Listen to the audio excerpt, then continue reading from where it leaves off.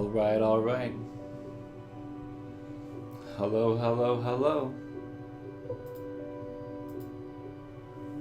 Hello, everybody. Glad you could make it. Welcome.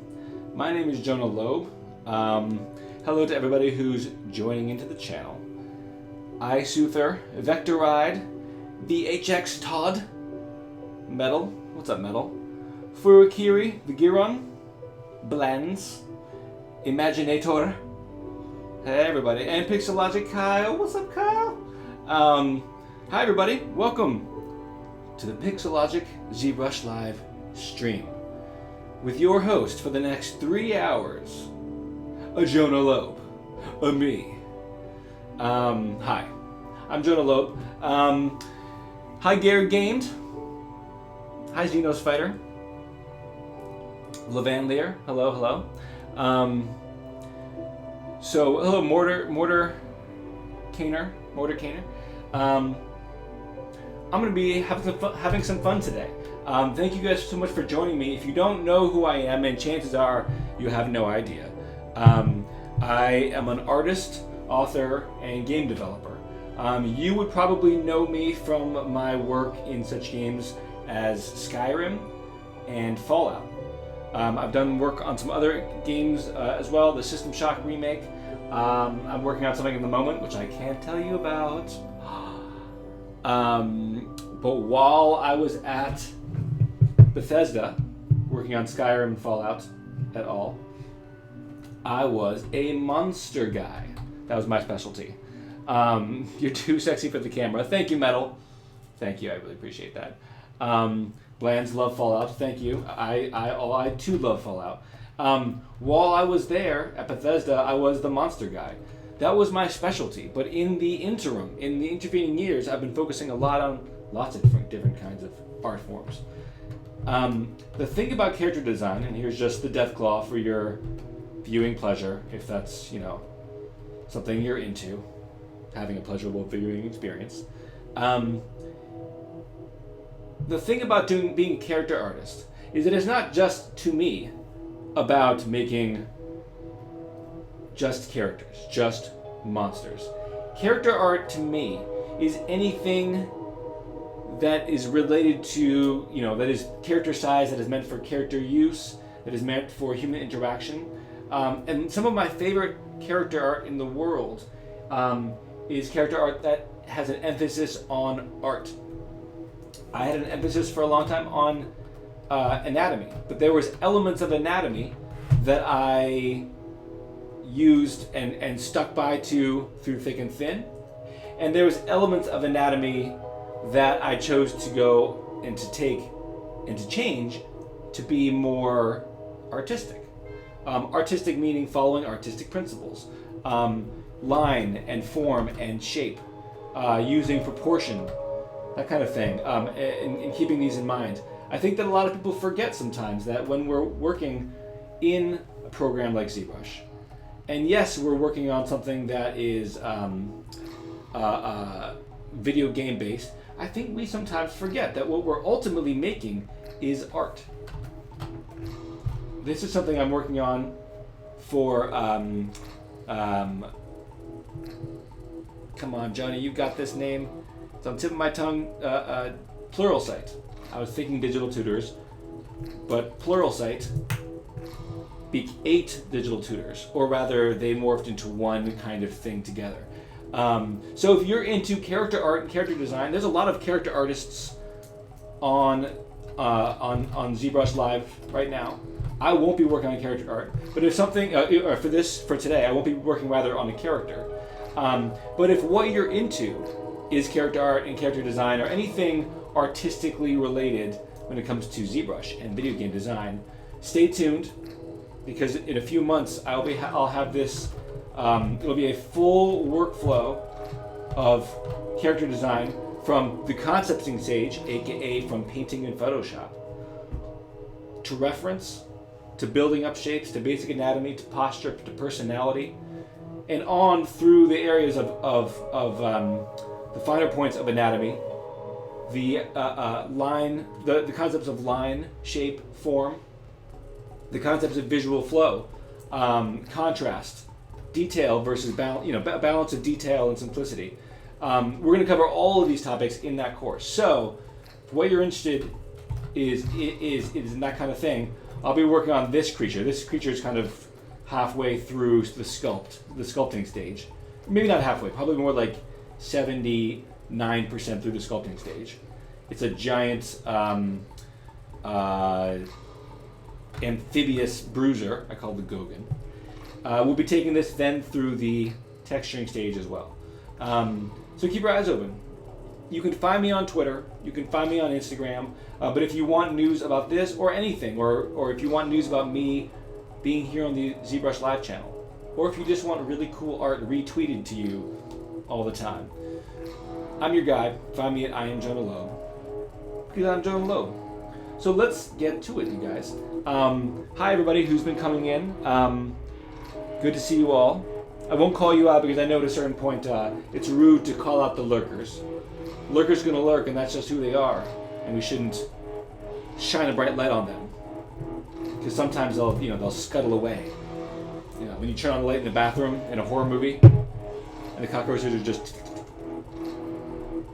So if you want to know,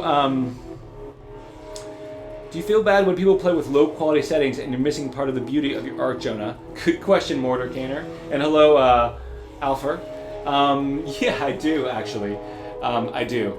I get a little sad face, to be honest with you, especially with the dragons in Skyrim. So in Skyrim, I did the dragons, I did the trolls, I did the mummies, rather the Draugr, the dragon priests, the mammoth, etc., etc. And in Fallout, I did Fallout 3. I did the Deathclaws and the Mirelurks and the giant ants and giant scorpions and the Yaogwai and the ghouls. In Fallout 4, I did the Deathclaws, the super mutants, the blood bugs, the mole rats. I did Preston Garvey's outfit. Hey-o. I did the Mirelurk Kings, and I did the Mirelurks. So those were all a ton of fun. In fact, let me see if I can't dig out the Mirelurk just for your own fun and benefit. We're going to have some fun today working on this skull. We're going to do some skull carving today.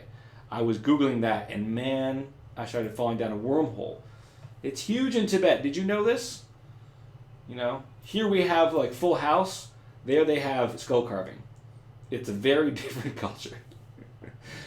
I'm just kidding. We don't have Full House anymore. Monsters. Mirelurk. Haha, hello Mr. Mirelurk. I just figured I'd show you here because if you're here on ZBrush Live, aka if you're here on the Pixelogic channel, you're a fan of ZBrush, you're a fan of sculpts, you're a fan of anything to do with ZBrush. So I felt like this is, you're the people who would be most interested in seeing this, I believe. And it's not often that I can show these models off to people who would really appreciate what went into the creation, etc., etc. But you guys do. You wouldn't be here if you weren't. So here's a quick glance at the Mirelurk. Something I really liked about the Mirelurk. First of all, I love hermit crabs. And you know what I think is the coolest thing about a hermit crab? That the outside is so smooth, so totally perfect. And then you turn it over and it's just like legs. You know the face hugger from Alien? It's the same idea. It's just this horrible but amazing look of all these different, little snippy. It's like a hand underneath there. So what I really liked about the Mirelurk, and what I really loved about making the Mirelurk here versus when I made them in Fallout 3, I loved the negative space. Watch, take the arms out of here.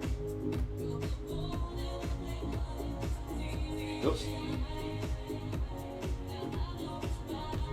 Look how much they look huge creatures, but look at how much actual body they have. They don't have much, and that's the case with crabs as well. They're smaller than they appear. Their shells actually make them appear larger. But we forget just how much of them is, fully operational and that isn't more dead material. So I really wanted to get a really nice feel for little soft pedipalps up in here. and then get these feelings of these big hulking claws going on in there. Real hard, big scissors, you know what I mean? Again, though, here's the quality of crabs that I like so much. And crabs, lobsters, and all that. Yes, these are huge claws. But look at them from the side. They're actually not as big as you think they are. They're quite narrow and they're curved. And when you look at the crabs, the shells of crabs, you see this a lot. You see this a lot in the legs as well. A narrowness. You know, you can look big from this angle, big and muscular, and then have it be narrow from other places.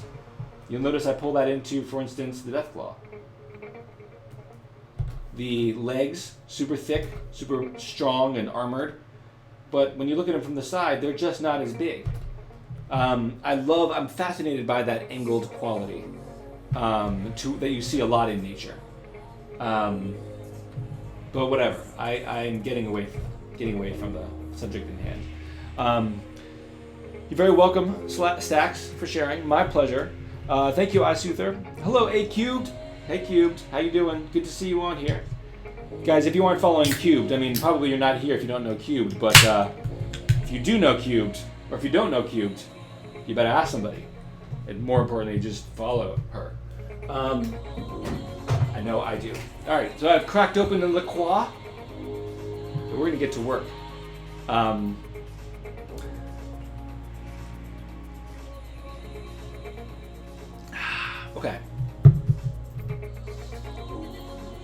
Okay. So something I really dug, and I'm going to show you this, guys, this right now. We're going to look at this together because before I get started into the sculpting process, I think it's important that we take a look at our source material to mine for ideas. If anybody here is interested in concept art or concepting in general, I wrote an article for Kotaku right before Fallout 4 was released about basically one of the best concept artists in the industry and his process. And now if I look at what he's done, and you look at his body of work, his name is Adam Adamowicz. And if somebody wants to find that link, you know, just say Jonah Lobe, creativity, concept art, Adam Adamowicz. You'll come up right away. But something I really liked about his work was that he put an enormous amount of work into research and finding cool concepts. Now, something like this here, to me, absolutely phenomenally beautiful. You can go the same route with human skulls. I mean, it just looks cool. It looks beautiful, and that's what I like most about it. I am known, yes, for doing horrific monstrosities. But I always think there's something very beautiful about the best monsters. And I think that to understand real beauty, it's important to understand art. And so what I want to do today is I want to do a skull carving, but I don't want it to be horrific. Look at these Tibetan skull carvings here. I mean, they're beautiful. I want one, you know, here on my mantle, you know? Look at that, amazing. By the way, I'm a huge fan of skulls and things like that. I have alligator skulls. I got a fake saber-tooth skull. If you look up this way, you see there, well, you can't really see it. There's a Skyrim helmet, and there's a, I'll make this big for you guys. Saber-tooth skull and a Skyrim helmet. I've got that. I got a bunch of different things like that. I'm a big fan. Okay, well, so before we dive into this, we want to really kind of look at what's out there artistically and see what's available to us and see what's worked best for others. So if you're not checking out that article by me or bookmarking it or whatever, try Googling skull carving, bone carving, that kind of thing. And if you know, and I hope that what you find is going to inspire you in the kind of ways that I really want to get inspired today with you. So to kick this off, I want to make this as interactive an experience as I can for you, because you guys are taking time out of your day to hang out with me. I'm the one who gets to make art just for fun. So what I want to do is I want to make art that is fun for you to watch. So I want you to call out certain ideas, certain moods, emotions, or maybe a culture or something that you think is really cool, and we'll pick and choose and we'll discuss together as a group, as a family, and and then that's going to give us our launching off point for how we're going to carve this skull. All right. Mortar caner. Are there real human skulls? Where do you people get them? I mean, I don't think you can go to IKEA and buy a real human skull. You can't do that. You're right, mortar caner. But I know a guy at IKEA. He doesn't actually work at IKEA. He works under the loading dock. His name is Nasher. And actually, when I say under the loading dock, I mean actually in the sewer underneath of IKEA. But he will sell you a human skull at a premium. So...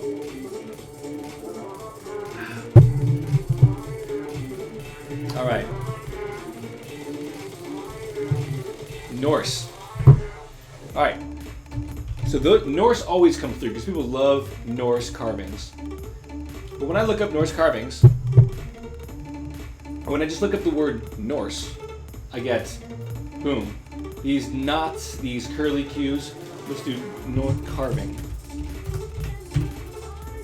Victorian. Ooh, I like that. Let's look that up. Victorian architecture. I like that. You know what I like about that, especially Dark and Grim, is that you just went in a direction that most people wouldn't go. And in doing so, when you approach a problem from a direction most people haven't tried, you come up with something original. So, kudos to you. So this is very much what we get with the Norse carving, right? These curly cues, these animals. And I'm a big fan of animals, of stylized animals in art. So we're gonna have some animals in here. So here's a question then. What animal is gonna be on this thing? Or maybe we'll have multiple animals. But what do you guys, what are some good animals here? Shout them out. Victorian architecture.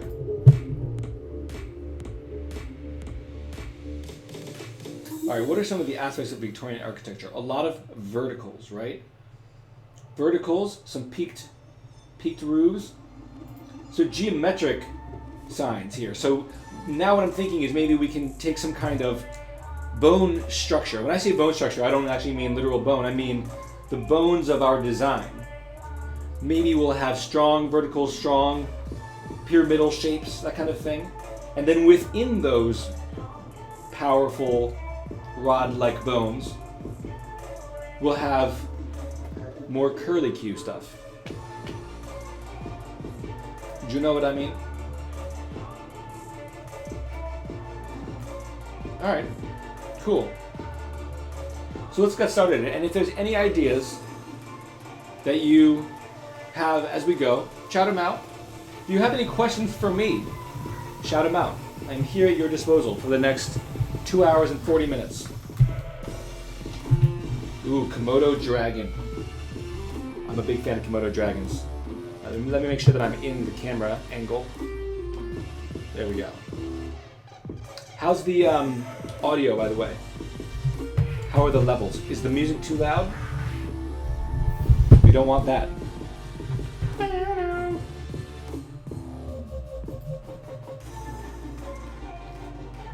Okay. Also, as we go, keep in mind this doesn't have to be a human skull. Levels are good. Okay, thank you very much. So let's create a layer here. And we're gonna lay down some lines real quickly, all right? And then we're gonna try maybe something else real quick.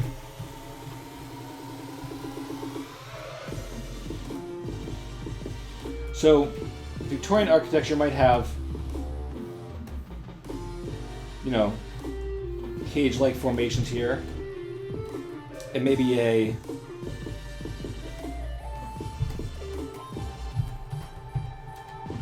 probably that goes against the shapes of the natural shapes of the skull. Maybe if we were invert it.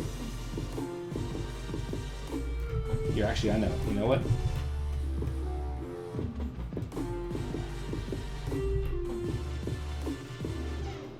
And I'm right now just laying in shapes, laying in formations.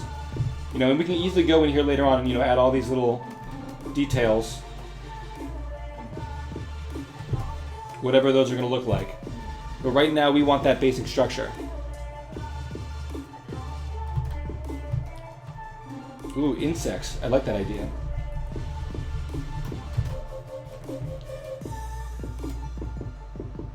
let me think here.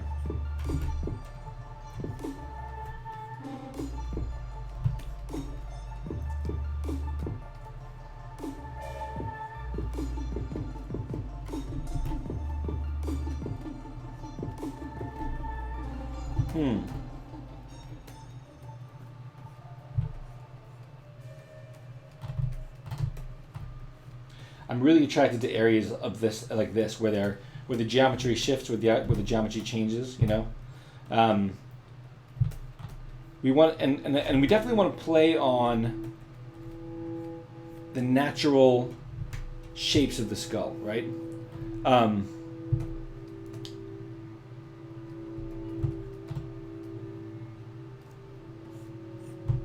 There are certain shapes that just kind of take precedence. Certain structural formations, like this area here, right? Like the orbital eye socket. And somewhere on the back of an ancient Egyptian hieroglyph of an alien, a xenomorph. Man, people just are feeling the xenomorph stuffs. We can make this some kind of creepy, you know. No, I don't want to do creepy today. I want to do pretty. I want to make something pretty. Man, why you say I can't ever do something pretty? You always say, man, do something with big teeth. You make a creature popping out his chest.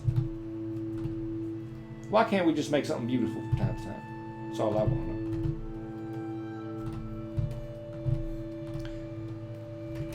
to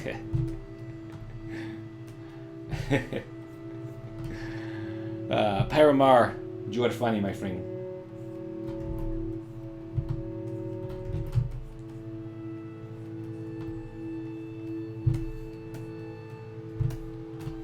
If we were going to have some kind of creature, Komodo dragon creature here, would it be behind like the cage of these lines?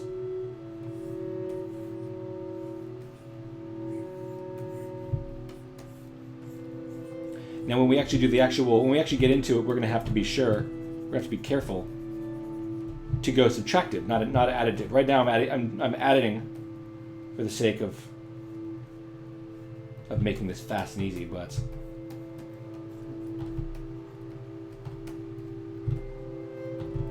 like if this is the Komodo dragon head,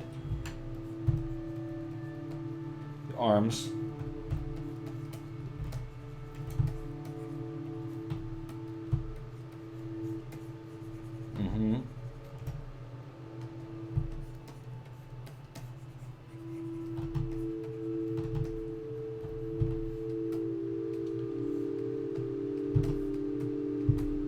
I do like the overall shape there, kind of like that. I gotta say.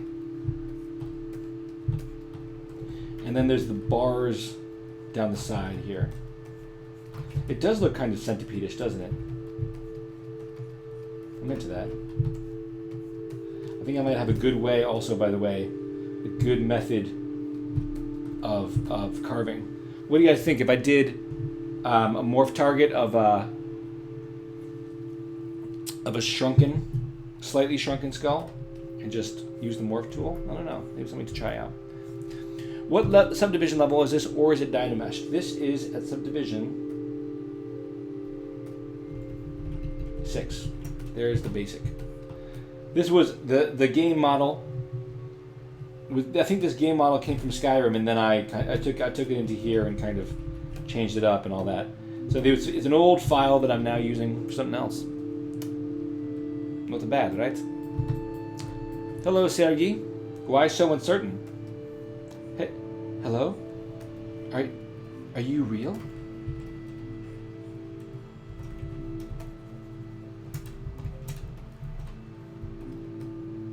Is this all real?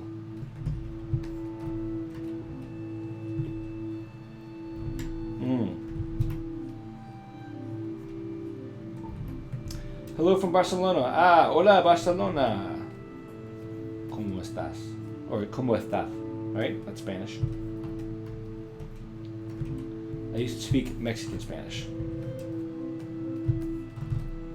In a way, horror, says Metal, can be viewed as beauty. Imagine the xenomorph baby popping out of someone's chest.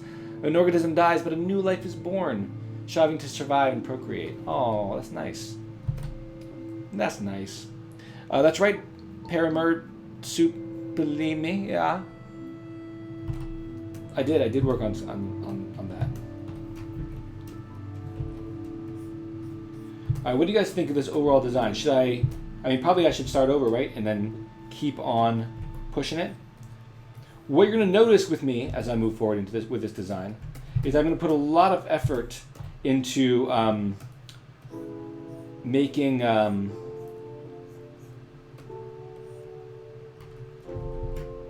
to figure out how these lines are going to flow together, into creating designs that serve as kind of these master shapes that everything else kind of then bends and conforms to. I'm really, really into balance of design, balance of shape, form, etc.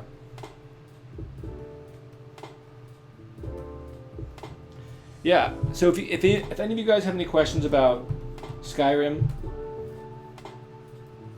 Fallout, game development, whatever, I'm not Mr. Technical.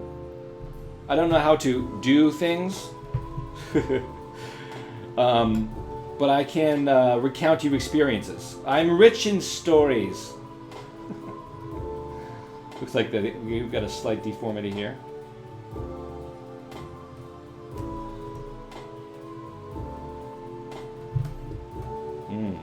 All right, it's coming along all right. Let me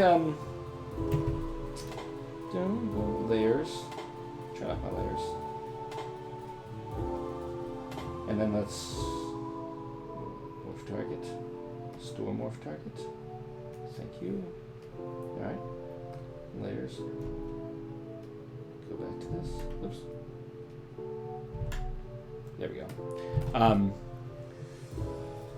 Let me make sure this is actually working. Give me my morph brush. Morph brush. Hey! Look at that. It's like an eraser brush. It's perfect. This almost looks like a fancy Mexican Day of the Dead type sugar skull. You know, I went to Day of the Dead when I was 12, maybe 11. It was very cool. I was staying in Mexico with a friend of the family. They were their friends or whatever, and it was so cool. I helped the family bake bone-shaped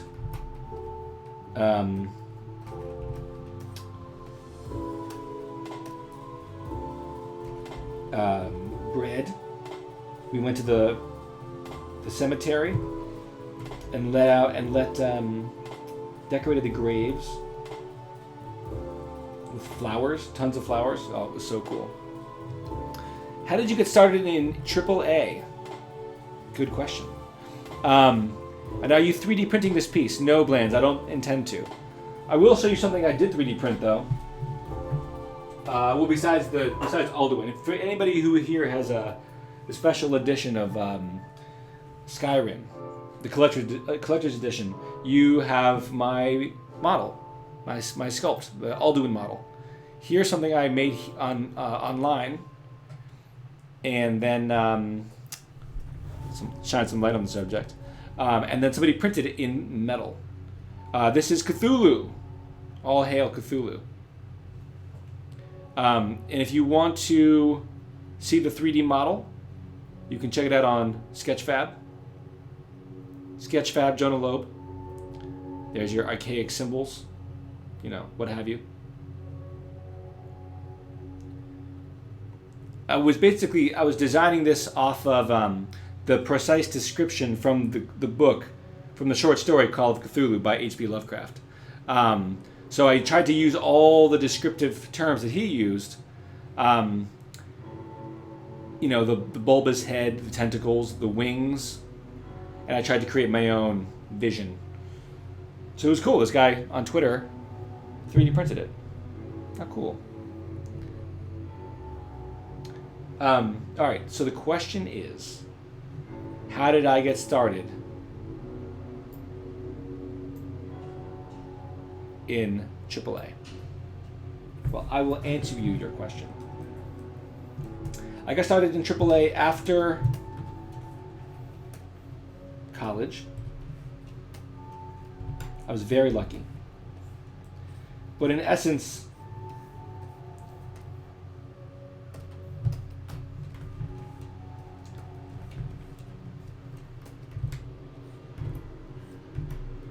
I didn't know what I wanted to do, as most people don't. I knew that for a very long time, I wanted to work in movies or games, one or the other. You know what? I'm gonna get rid of this shape here. It's not doing it for me. I want something bigger and more grand. So I knew that I wanted to work in one of these two things, and I knew I wanted to make creatures. I was just always been fascinated by creatures and creature designs. Oh, cubed. Bye. Thanks for being here. Thanks for stopping by. It's a pleasure to see you.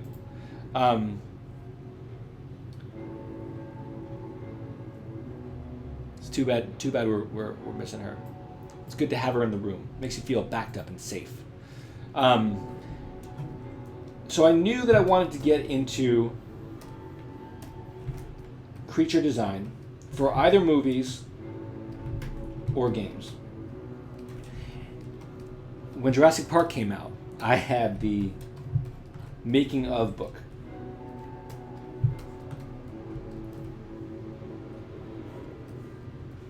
Let me mess with the raven or a bird shape here. And so after my sophomore year of college, my junior year of college, I went online. I was hankering for a game. And I wanted to play. I just finished Throne of Ball like 2 years before. It's Baldur's Gate, right? And I wanted a game, an RPG that wasn't from Japan, that wasn't Final Fantasy. And I didn't know where to go. I didn't know what I could find, what was out there. So I just Googled it. I said, what is the best RPG of the last few years? And a game called Morrowind was on that list. Morrowind? Who ever heard of such a name as that? So I checked it out, and it was weird, and I was like, I could get into this, right? And then I realized Bethesda Softworks is a reference to Bethesda, Maryland, which is near my home. I couldn't believe it. I couldn't believe it. Now, I'd already begun an independent study with the computer art professor. I went to a regular college, a liberal arts college, and I studied art, and I studied computer animation my last few years. I don't like this design inside. So I was starting my first year in computer animation, my junior year of college. I hadn't had any real training up until then.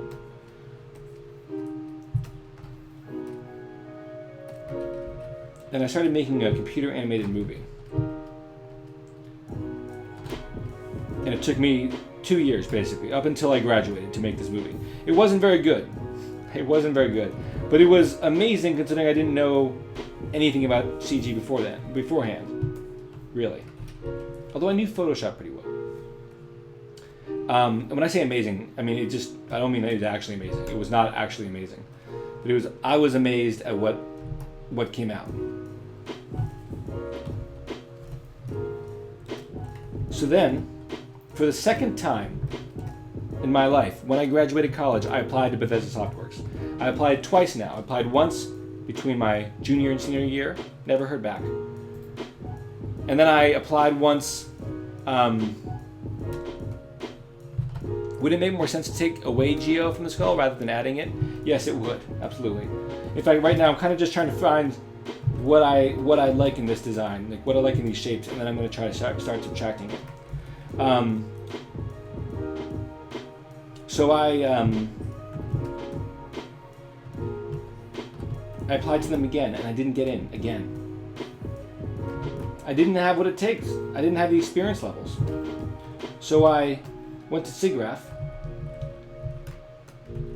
which is, as many of you know, a 3D animation convention. It was in LA that year. And I went there with my portfolio to show people. And I walked around and I asked employers, hey, so when I show you this, what aren't you seeing that would, if you saw it, make you want to hire me? You know, basically, can you please look at my portfolio and tell me why I'm not getting a job? And now I had taken art very seriously, so thankfully art wasn't the problem, right? But essentially they said you need to specialize in one kind of art or another. You need to make a decision and stick to it. You know, what's your specialty? Why would people hire you, right? You need to be able to know a skill and being able to fit directly in the moment they hire you. So for the next 8 months, I basically spent working on developing a portfolio.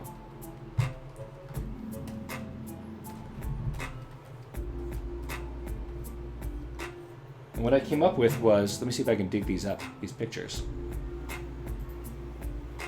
My art.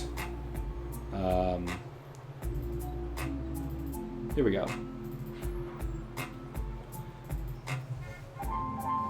Experimentation with,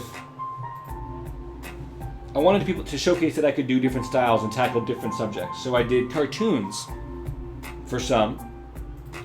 This was my very first, this right here was one of my very first in-depth forays into ZBrush. This was a ZBrush render. I rendered this in 2012. This was some of the earliest ZBrush work I'd ever done. I made this. This is, for anybody who's read Robert Jordan's A Wheel of Time, this is a Murdral. It's kind of, you know, this was like my very first 3D fan art. So I tackled how to do cloth, I tackled how to do hair, etc., etc. This was something I did a few years later. This is for Dominance War.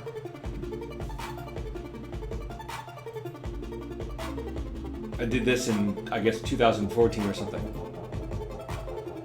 No. When I said 2012 before, I meant 2005. 2005. Yes, I've gotten better since then. I made this in something like 2007 or 2008. There's the final renders. This was my art test for Bethesda. They sent me a picture of a raider, and I made it. This was my attempt to get into Bethesda, and it worked. I was so basic with my 3D work that those jeans he's wearing, see those? You know, with the codpiece and all that? Those jeans, I didn't know how to get a really good texture in a game. The rest of these were kind of photo reference and all that. So I took my mom's scanner and I scanned in my jeans and UV mapped them. Ridiculous, right? Hello, Kalina. Welcome to my stream. How much time did it take until the raider was finished? 2 weeks from start to stop. And then this is a robotic spider because, you know, again, I was trying to showcase that I knew how to do all different kinds of things. And there's the raider. So those are some examples of things that I've done. Did you post any of this? Not really. I haven't really posted any of it. It would be cool to write an article, I guess, and include an image of that stuff so people could see what it was, how it was I was spending my time. Probably would behoove me to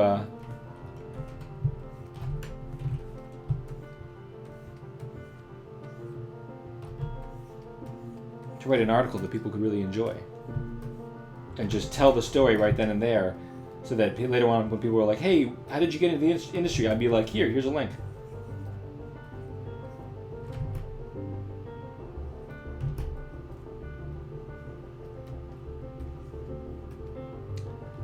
Oh, hello, Shane Olson.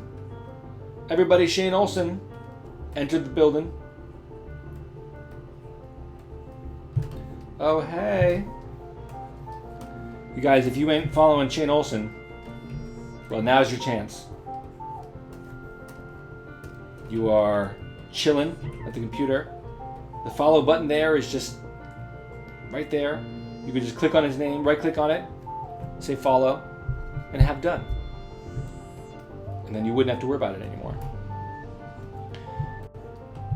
I don't want to break into the industry. I want to break the industry. That's the spirit.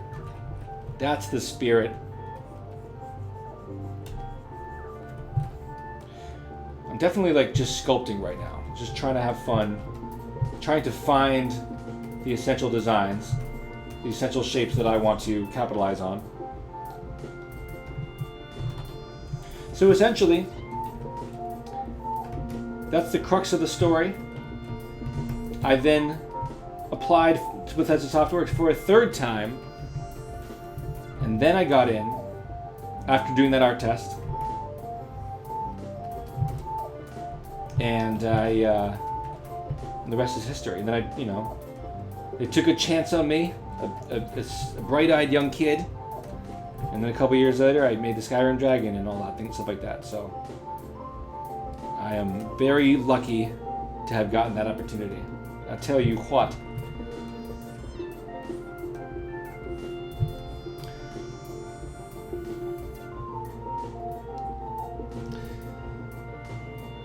Chess Rockwell says, it's cool how all you ZBrush streamers seem to know each other and are on the same team, even though you work for different companies.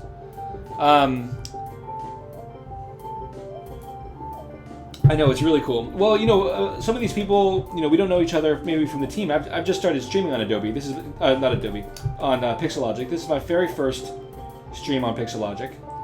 And really, I know someone like Shane kind of from the online world, It's not that big an industry. It's a big industry, but it's not that big an industry.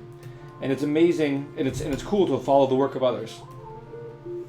So, I know Shane. Even though I've never met him face to face.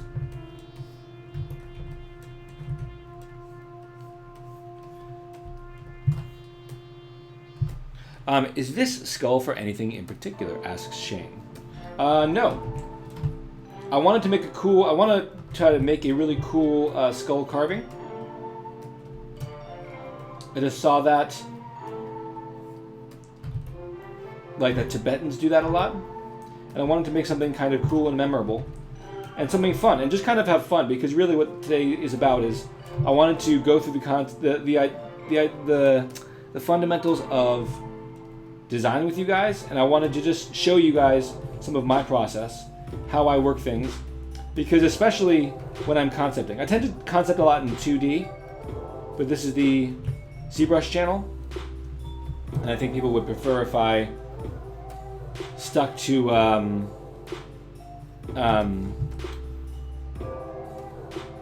3D for the time being. And so I just want to show you how I kind of create and eliminate by churns ideas, and how do I develop stratagems, etc. How I go about creating a design. Because a lot of it comes down to you really need to try to feel my way through something. Really try to experiment with the fundamental shapes. Try to experiment with what's there, and see kind of what surfaces. I never like to force. I don't like to force designs. I like to explore with shapes and kind of figure out how to make them go in certain ways.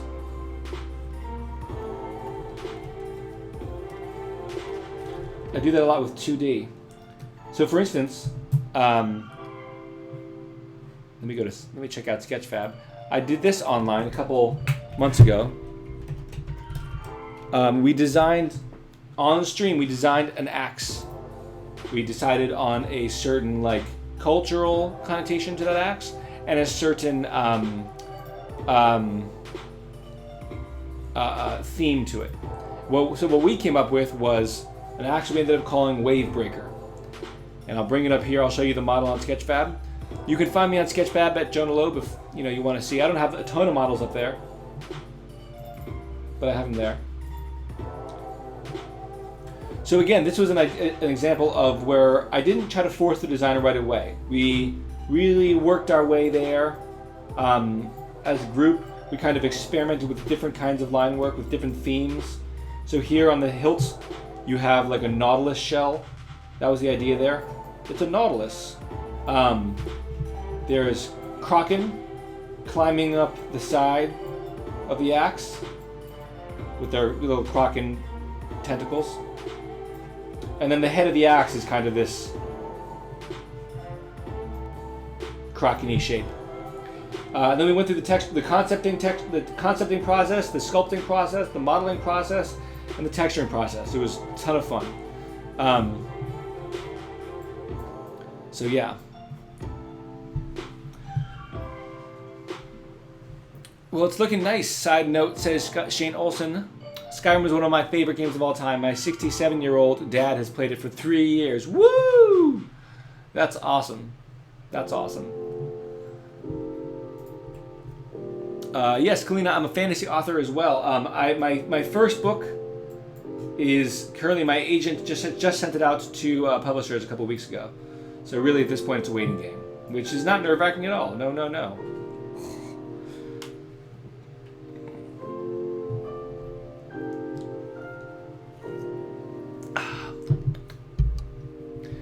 Thank you guys. Thank you for your support. So that's an example right there, what I just showed you, of kind of how I don't like to force a design and how I like to kind of explore shapes and lines to see what they tell me. See what's available.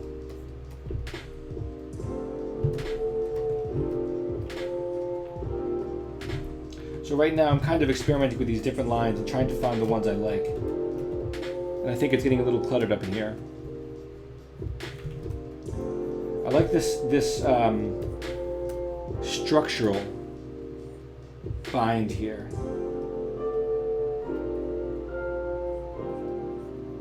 Someone had mentioned as a launching off point Victorian architecture.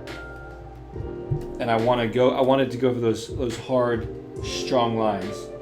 Now I do a lot of curlies in my art. I think that's something I probably want to maybe reduce a little bit. If only, not because I don't like them, because I do love the curlies, but because changing up your flow, changing up your style, kind of gives you different ideas of what to do, you know what I mean? Where was that axe process shown? That was online. That was an online series of streams I did. I should have recorded it to YouTube, but I did not. So you missed the live version, I'm afraid. But you can check it out on Sketchfab. Oops. So again, just playing with shapes here, playing with what I can do. I like the repeating pattern of these circles. Maybe I want another one here.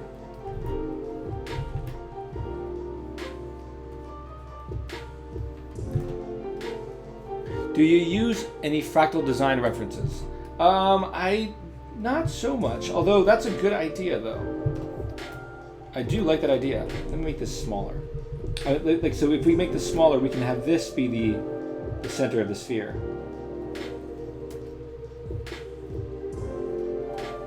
And again, I'm moving things around and I'm playing around with designs here. We can create a kind of a flowery, petally feel.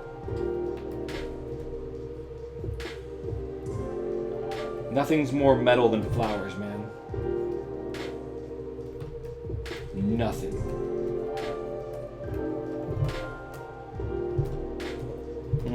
It's not strong enough. I want a stronger central element there.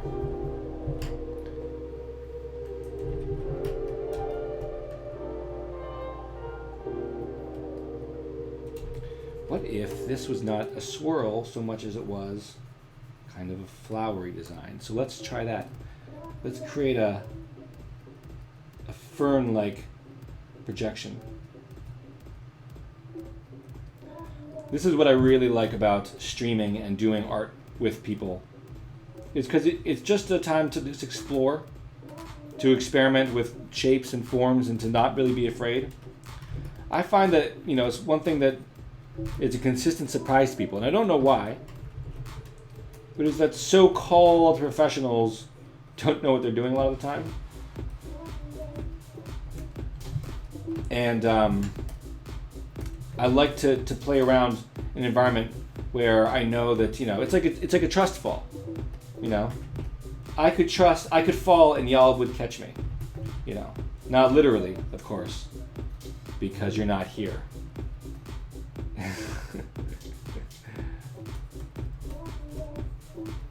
But metaphorically, of course, obviously, that's what I mean.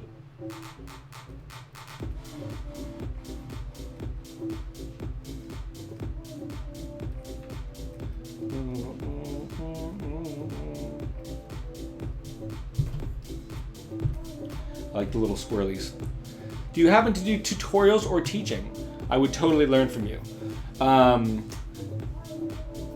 doing a Pluralsight course right now. I don't do tutorials that often, but I am doing a Pluralsight course right now.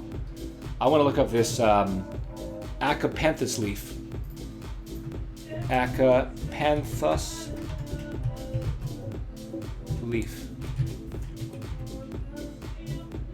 Interesting.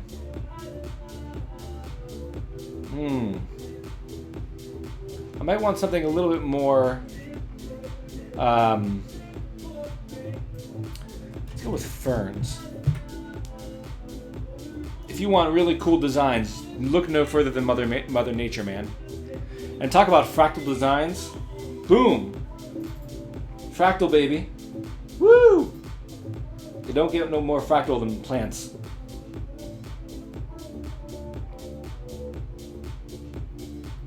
Come on, man. Load up a picture. You're not going to do it? Fine, I don't care. All right, so I'm going to look at some of these lines here and just try to think about that. Metal says, I don't like that circle on the head. It is continuous. I think a broken up circle would be better rather than a continuous one. You can make the inner elements bleed out like vines and add smaller geometric shapes in the negative space. Oh, all right. I'm into that. So I like the big one up here, but I'm down to get rid of this one here. So thank you for your input, and let's go that route. And maybe what we can do is we can make it kind of like you said, incomplete. We can pull that down there. And yeah, just like that.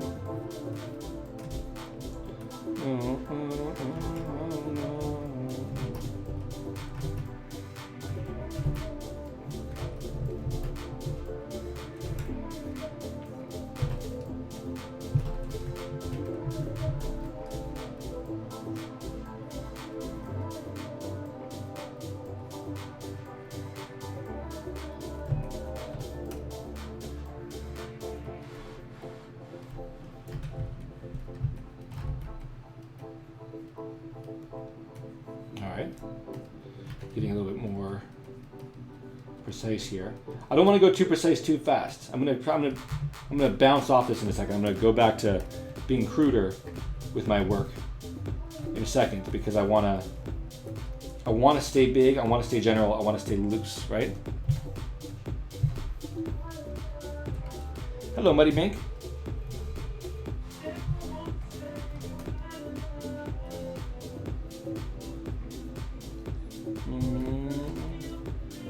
Kalina, I like that. That's a good idea. Microscopic, that's true. Crystals and whatnot. It's crazy. All right, I don't love what's going on here in the middle here, so I'm going to rub that out there.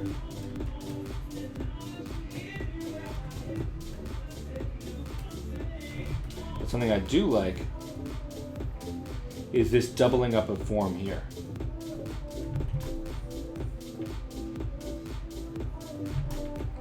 Maybe we'll take,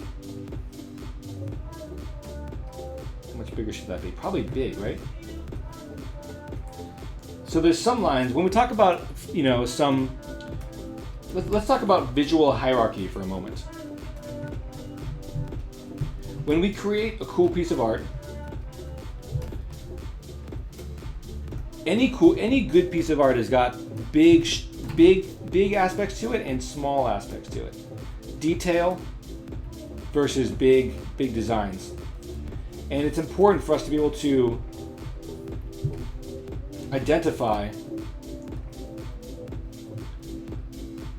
what the big shapes are versus the little shapes. Because the big shape, all the little shapes depend on the big shapes. They're kind of built on them, like a house, you know, right?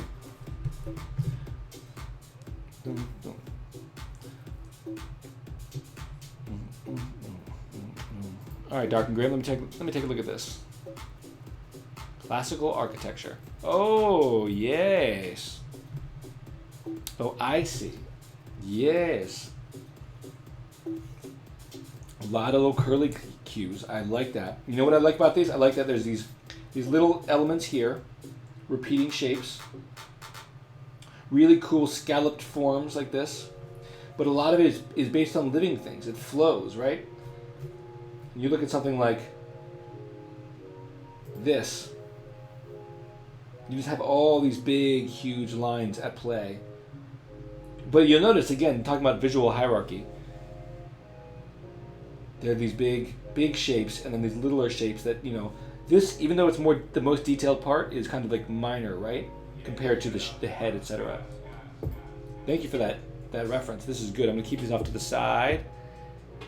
Acanthus leaf. Oh, acanthus leaf is very different. Let's try that. Acanthus leaves. Oh yes, this is exactly what. Okay, so yep, this is it. This is exactly the kind of flowery things we're looking for. Great, wonderful, interesting. Good to know. Thank you.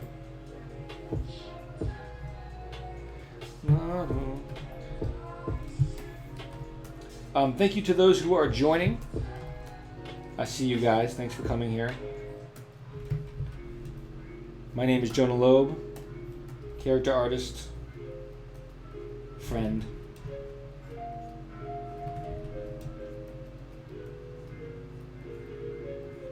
Game designer.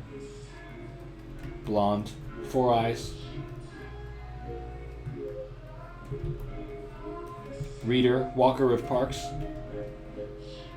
You can find me on Twitter. You can find me on Instagram.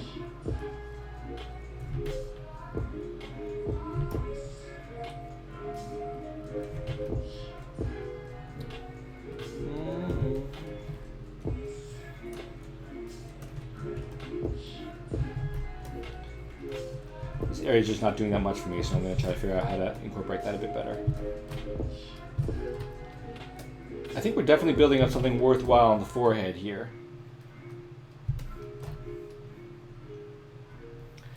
I would imagine also that there'd be some subtraction in here. Now remember, this doesn't have to be a human skull, but part of me thinks it probably should be, because otherwise it'll be a little confusing. But we can change some basic proportions if that's what we want. I don't want to make it mean.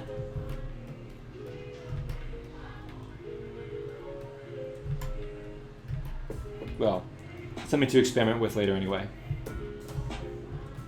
Ideally, probably we would experiment with it earlier, but we only have 2 more hours left. Gosh, time flies when you're streaming. And I want us to have fun and really have something at the end that we can be moderately proud of. You know, it's important to be moderately proud of yourself from time to time.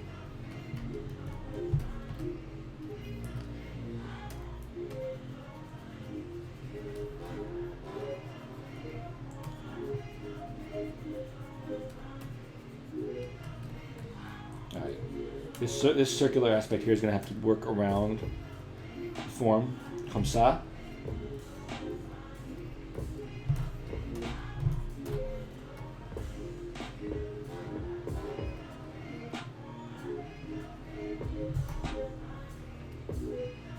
Oh, now I like this idea here of something, of some bigger form here.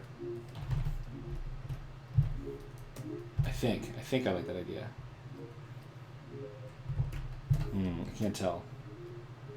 Well, all right, well, we'll go back to that. All right, let's figure out here again what's going on with the side of the head. I want some kind of acceleration, some kind of like lift here.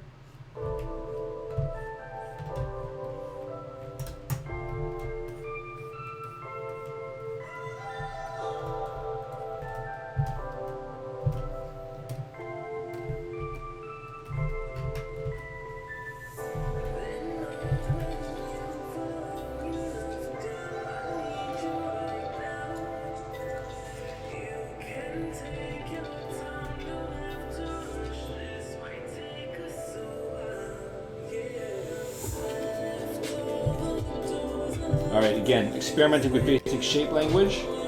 Trying to get some forms built up in here that I like, that I think are worthy of your time and mine.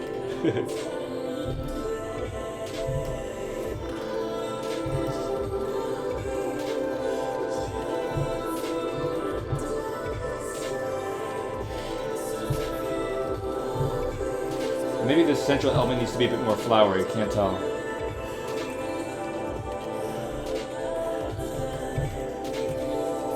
How will you go about making the carvings appear hard-edged? Will you apply it edge by edge? I think so. I haven't actually thought too far ahead because I've been focusing on the design. But probably I'll try to soften things out almost all the way. Like I'll go in here with the morph tool here and just softly brush them out until they're barely legible, and then go in there and start masking off entire areas and sinking it in there.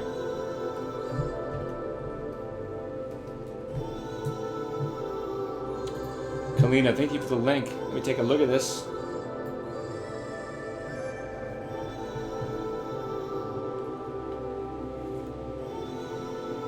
Oh, awesome. Oh my god, this guy's amazing. Woo! See, there's somebody who studies traditional arts. That's what I'm talking about. Oh, damn. These are epic. Oh, I'm definitely saving this for later. Woo! Oh, that's great. Thank you, Kalina. I'm saving that for later.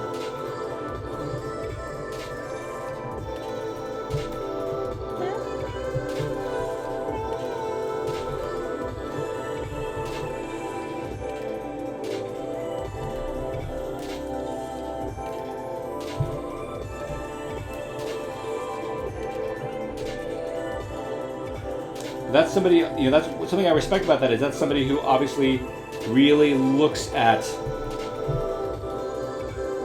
real art, looked at historical art, studied art.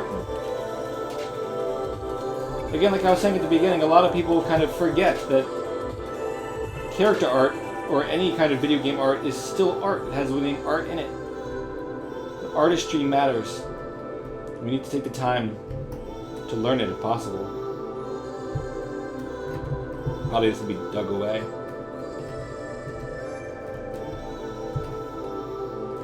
We'll do something cool with that.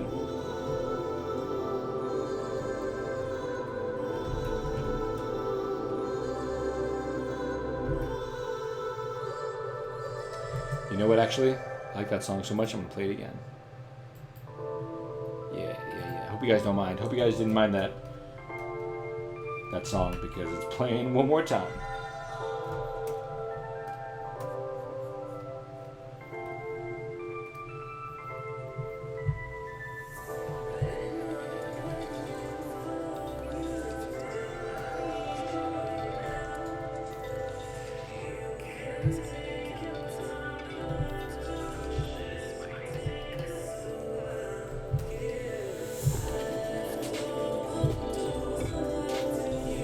You heard it here, folks. 588 years of practice it took that guy. It's a lot. That's a lot.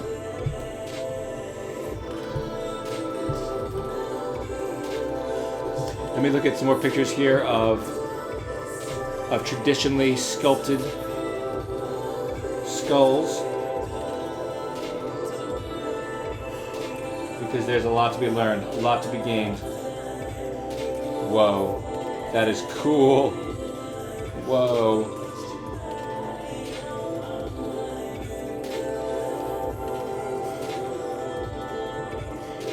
Ah, these Tibetan ones are just the most epic.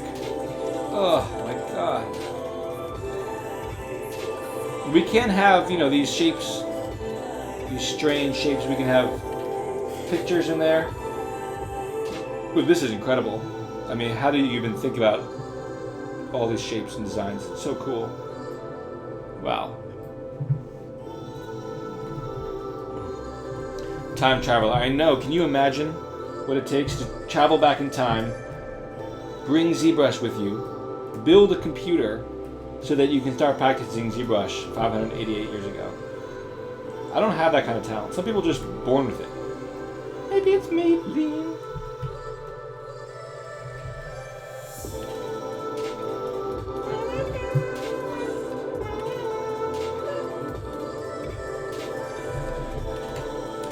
We might also keep some of these areas relatively clean of design. Like maybe the design only goes so far, you know?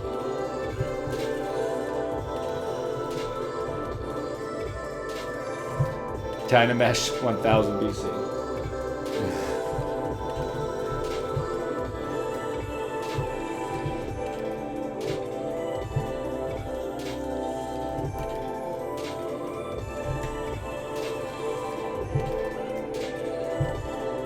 Now I like this swimming shape in here. I don't know if this shape overall is what we totally want, but I like this strangeness in there. I think that this line has no place in here.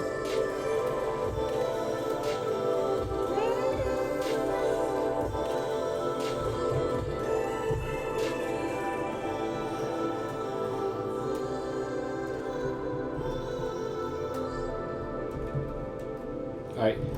Let's think. What's a good like creature or animal to have like right in the middle here? There's a couple areas of interest in this thing, and the middle is one of them. So you know what are we weaving in there? What kind of creature?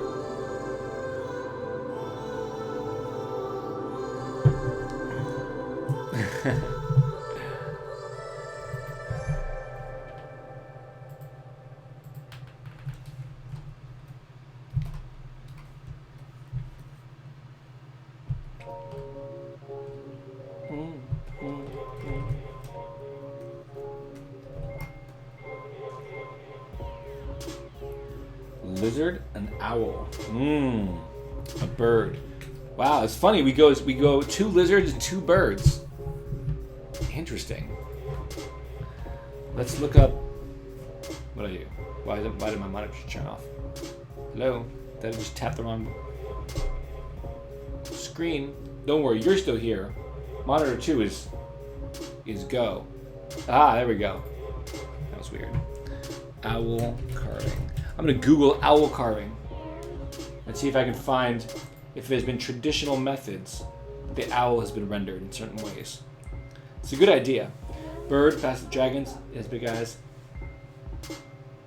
Oh, the eyes. Yes, the eyes are going to be kind of big. That's good. I like that. How about a little chameleon or a weta insect? A whale? Oh, that's cool too. What if we did a bird in the middle? What if there was some kind of phoenix? Do you know what I mean? With wings? Comme ça? I mean, it kind of screws with the design a little bit. But you could then have the plumage, you know, flying down here. Now that could work. Now I say, now maybe you're onto something. You could have the little legs. There's the body. Now you'll notice I'm just kind of drawing over my previous design because nothing is holy and everything is up for grabs.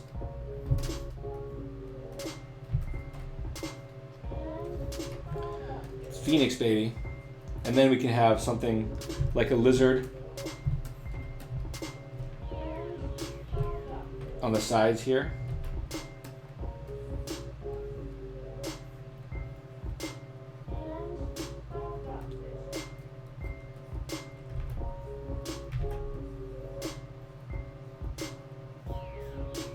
Grasping on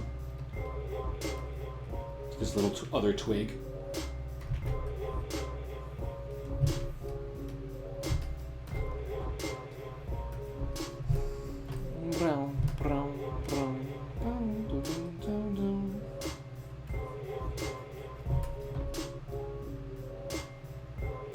Draw the state Oklahoma in the middle.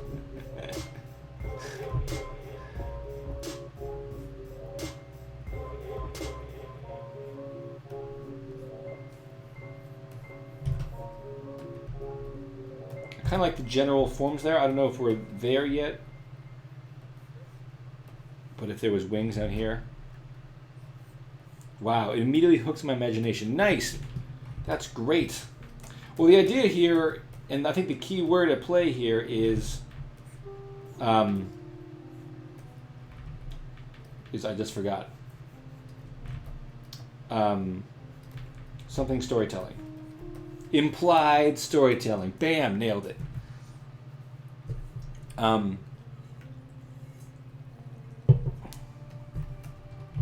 If we create something that looks like it's, was real,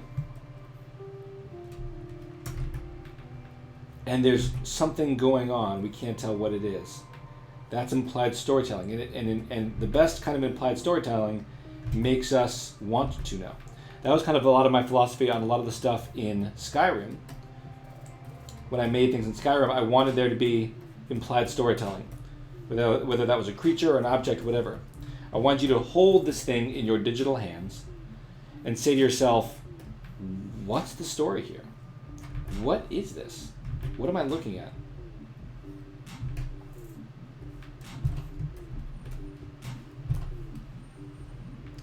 How about a Da Vinci Vitruvian man? Wow, I really like the way you guys think. I honestly do. That's a cool idea. I like the animals more though, but you know why? Because there's at least a perceived totemic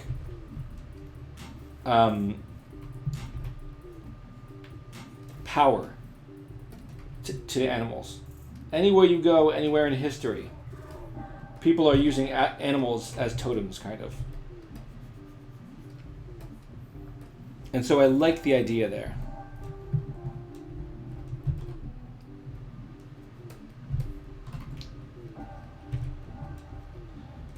I don't know if you can see these big shapes, but I'm trying to lay them in softly enough that if I decide I wanted to change things, I can change things.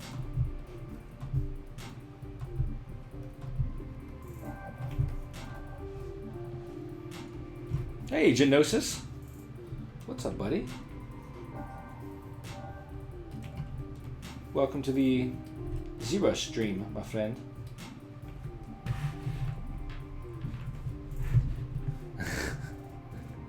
Who's the lobular man?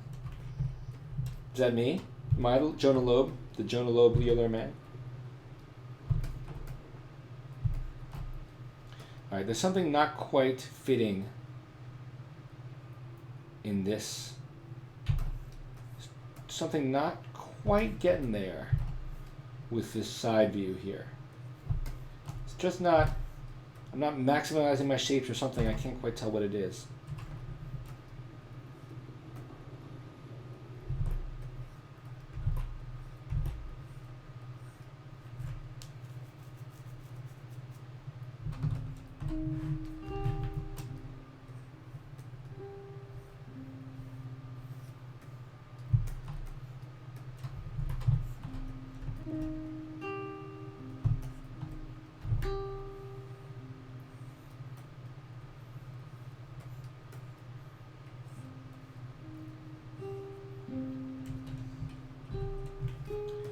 Genosis asks, how is life? How's the book? The book is good. I don't know if I told you or if you know. I think you know. I'm still waiting to hear back from publishers. My agent and I did some revisions on the book, split it in two, and sent it off to publishers. So now it's the waiting game, and I get to decide. I get to wait for somebody to say yes. It's a really fun experience. Let me take a moment to stretch out before we continue. Thank you to those who are joining. I see we have 93 people now. Welcome to your home. You belong. You're home now. Shh. Hey, 404 Vault. What's up, man?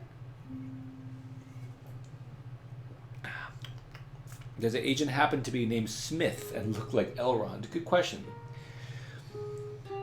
You see, your book, Mr. Lobe, is not the one. Grizzly Bear says, hey Jonah, quick question. Fallout Wiki is saying you are working as Bethesda character artist actually. Is that right? I was for 7 years. And then about 4 years ago I left to move to New York and to write the book. So the Fallout Wiki is a bit outdated. I don't think people really tend to keep them informed.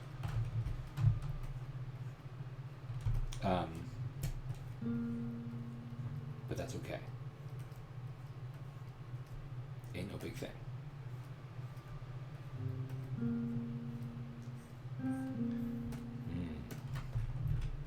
It's a little too laid back, I think. I think we need to spice it up. Pick up the tempo.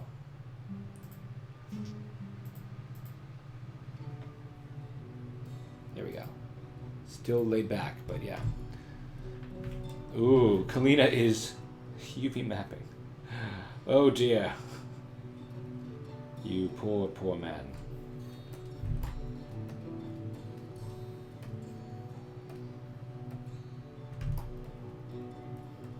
Don't worry, Genosis. When news of the book hits,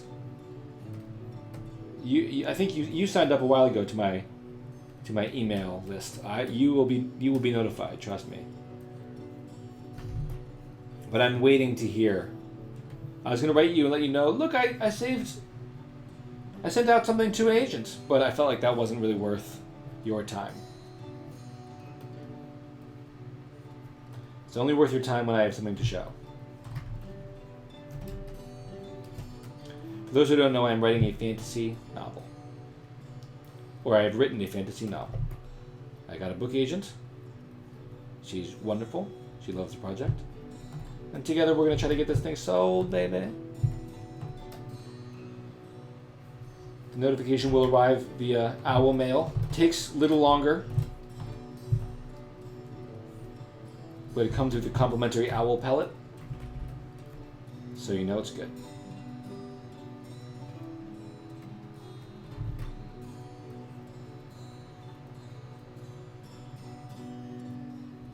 All right, Sergio. Good night, my friend.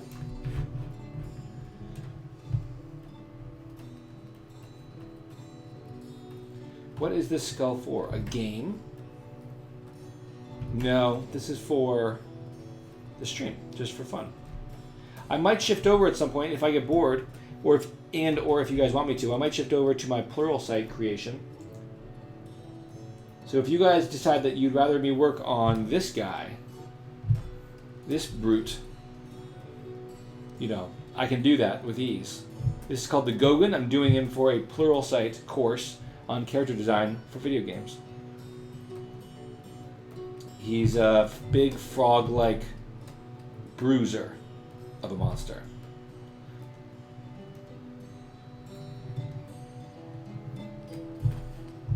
Thank you, Shane.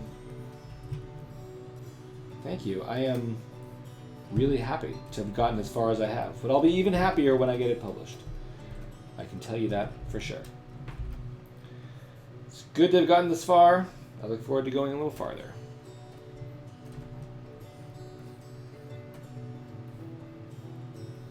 A giant kappa.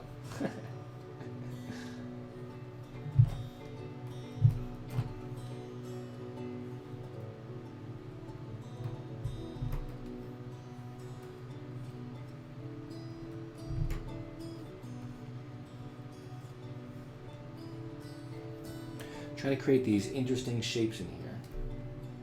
I'm trying to go, not just curly, I'm trying to go a little like, flowery kind of.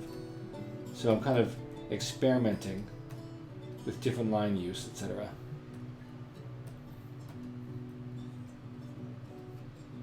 Again, as we go, if you have any questions, concerns, feelings, feel scared, hungry, cold, alone, shout them out. Or if you just want to see me work, that's cool too.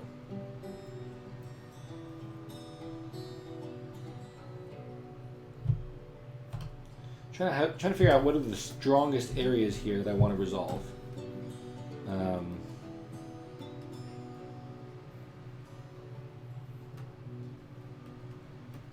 Here's that's the tail. And these are the hands. And maybe we have some kind of knot, Celtic style knot going on the sides here.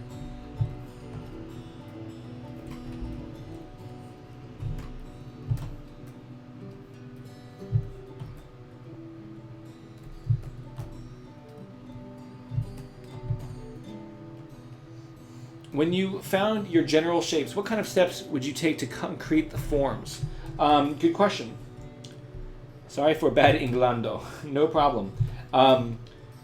When I find the general forms, what steps will I take to kind of lock them in place? Well, I will start building smaller and smaller forms around them, using them as a structure for structural purposes. And the benefit there is that it essentially it makes those central designs ever more important to the overall design. And so it becomes harder and harder to lose the focus of those bigger shapes, because they become the columns and bricks upon which everything else is built, right? So this is why I'm doing so much kind of loose concepting in 3D here. Because what I'm really going for, more than a polished final product, because I'm not going for a polished final product, I'm trying to find the biggest shapes, the ones that make me happiest to look at.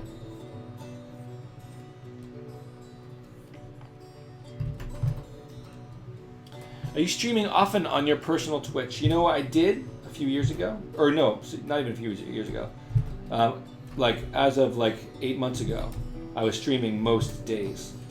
And then I got my wrist got kind of screwed up and got really hurty, as they call it. So I had to stop for a while.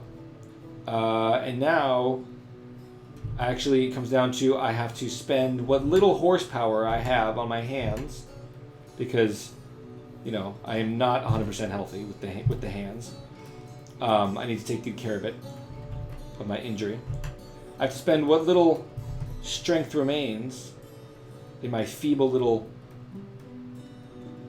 hands on things that make money. And unfortunately, streaming on your own channel, while immensely gratifying, does not generally yield high incomes. I've seen a ZBrush proposal for core creatures of $250. Is it worth looking into, or should I look on full price version? A ZBrush proposal for core features to not core creatures, core features for $250. Is it worth looking into, or should I look on full price version? I don't know much about that. It's definitely worth looking into. Kyle, do you have any? If you're watching, do you have any feedback there?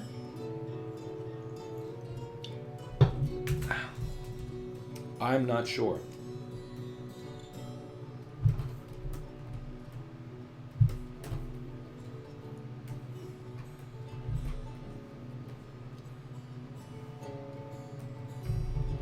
Just kind of creating some basic shapes here. Shapes that might make me happy, maybe.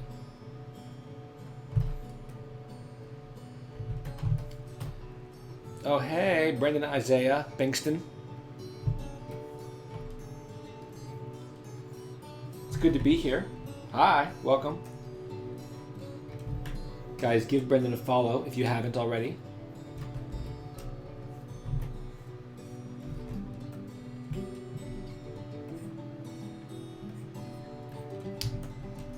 Brendan making a splash.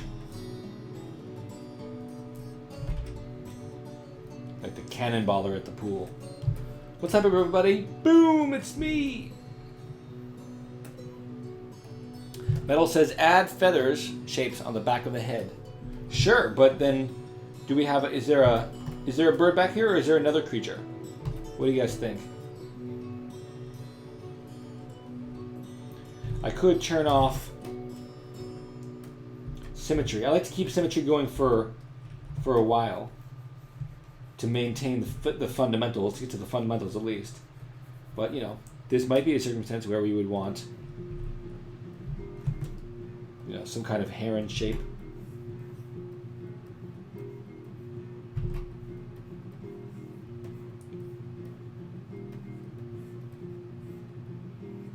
You know, asymmetrical, as it were. That looks kind of like a dragon, but you get the idea. But I don't want to go there yet because I think there's still too much to decide structurally. I don't want to go too crazy right off the bat. Do you know? A snake sounds good. Snakes. We could easily have a snake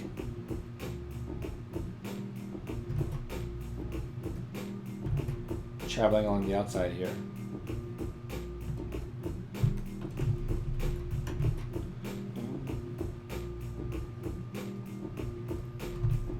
I know I'm late, but what you working on, Jonah? I just wanted to work on kind of concepting. I'm making a skull carving, basically. Hopefully something that looks cool and fun and awesome. But we're kind of doing it as a group. I'm kind of asking people, you know, what they like, what they think should go where, and then together we're kind of trying to figure out a way to create a cool design. So, and trying to keep it loose for the time being, trying to just kind of really feel out the shapes and feel out the forms and figure out what's working for us.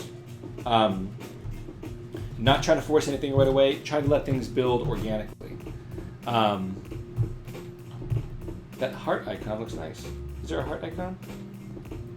Yay, it's a skull of love.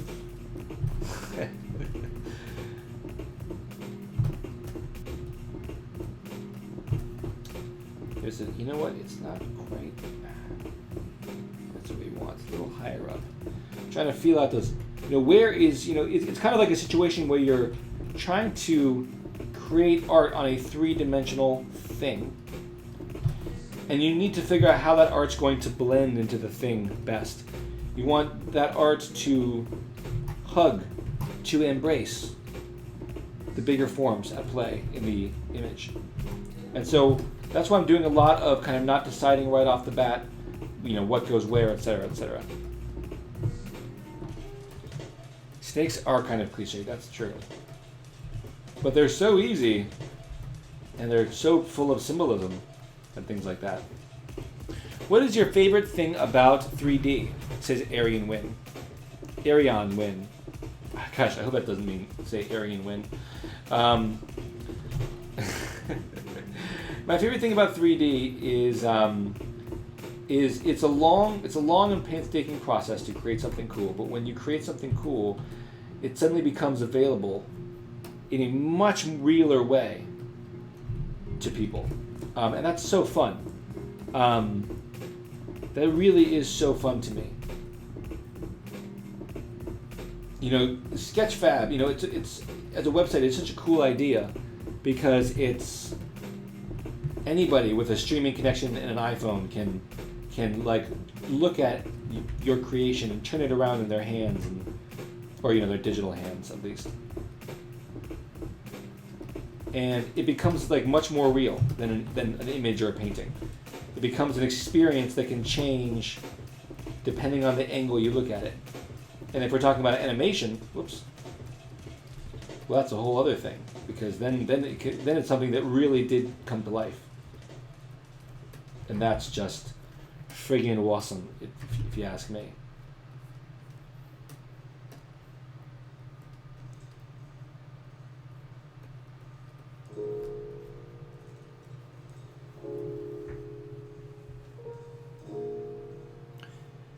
Are you doing the artwork for your book, Jonah? Says Dark and Grim. I have done artwork for the book. But I decided a couple of years ago that would not be my priority. That actually, ironically, strangely, Mr. Artist Me decided, no, I'd rather just focus on the writing. I also didn't think that adding illustrations to my book would necessarily up the value of the book, because the book is designed to work as a standalone novel. It's my attempt to cross from one field of art to another. And if I do say so myself, it's gone quite nicely, but you know, I'll let you guys decide if that's the case.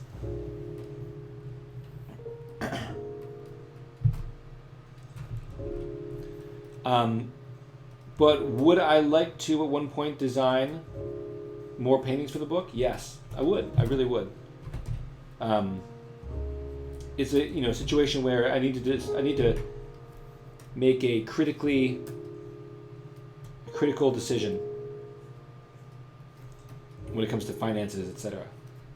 What is it about, if I may ask? Says Dark and Grin, aka talking about my book. You may ask. It's about a 13-year-old girl who's the last of her kind, who is a dreamer, which means that she sees visions. And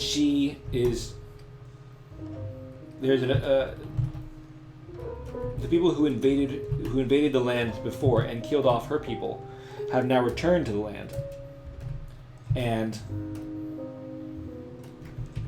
they mean to abduct her. They're the ones who killed all their people, but now they mean to steal her for purposes unknown. So she teams up with a warrior, an assassin who seems to be, unfortunately, slowly losing his mind. And together, the two of them must depend on one another for survival. And they attempt to take down the invasion. Just the two of them. It's very gritty. It's very dark. It's my passion project. There's nothing I've ever done in my entire life that I care about more than this book. Nothing in Skyrim, nothing in Fallout. So, I hope it goes well. I hope the sales goes well. My agent believes in me. She believes in the book. And that makes me feel good. So I'm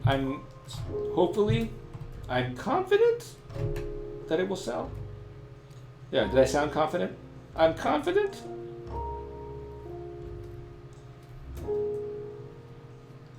Right now it's out with a bunch of editors. Its fate rests on their hands.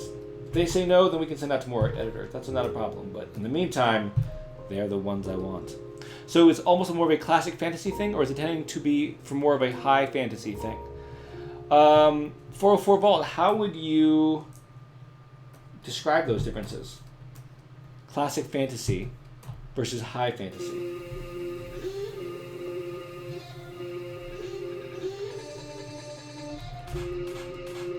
What's the essential difference? Because it's pretty high fantasy.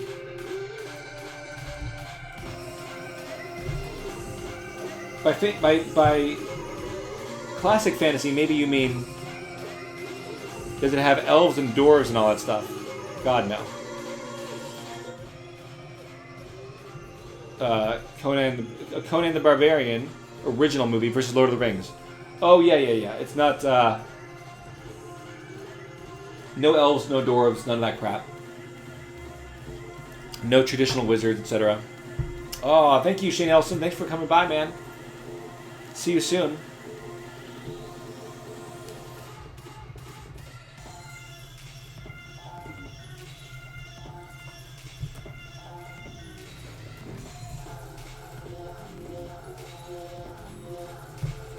Thanks for stopping by, my friend.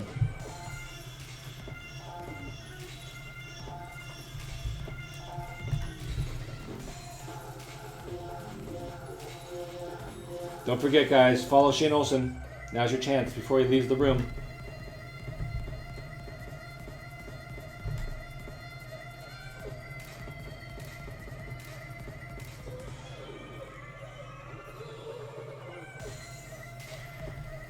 4-4 Volt. I kind of feel the loneliness and depression and permanent decadency of the world falling all on the shoulders of one single hero. Even if he has someone helping, he's journeying alone. Yes, that's very much what's going on, except my protagonist is a female. But it's the same idea. She has help from a badass warrior, but essentially all the problems of the world fall on her shoulders. And I want to expand this into a series. In fact, I'm already planning out the characters and chapter by chapter layout of the next book. And a lot of it has to do with repression and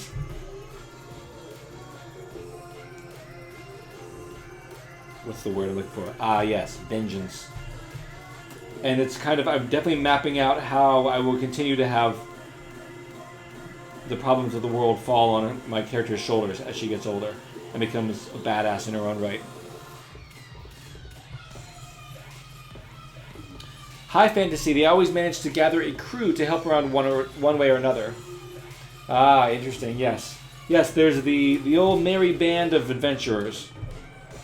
I'll have something like that resembling, I'll have something like that in the sequel. But in the first one, it's going to be mainly one character plus the other character. Basically a pair.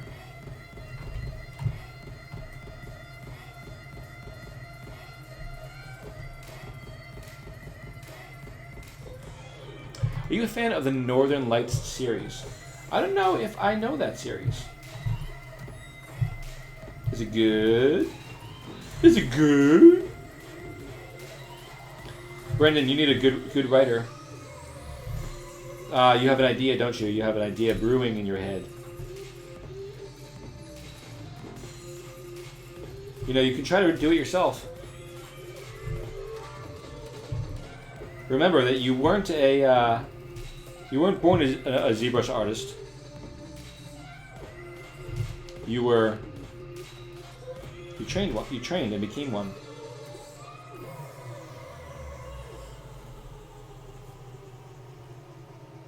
Actually have a 90-page script already written. Oh, well, there you go. What's up, Mike Phoenix? Hola. ¿Cómo estás?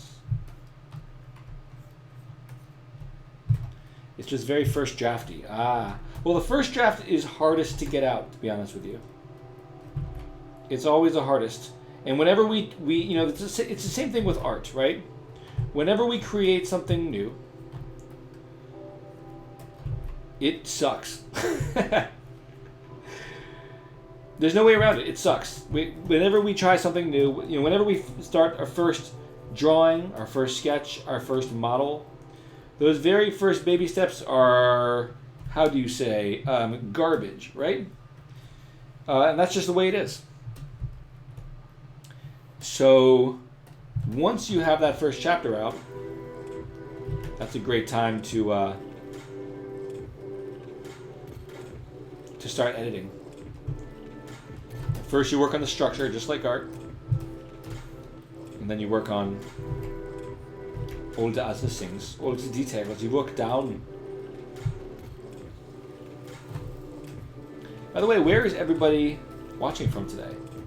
I'm always impressed and amazed and so interested to know where everyone is kind of watching from. So shout out your country.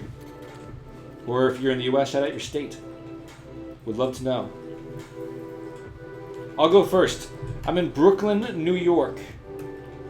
I was living in Maryland most of my life, in Maryland, Seattle, when I was younger.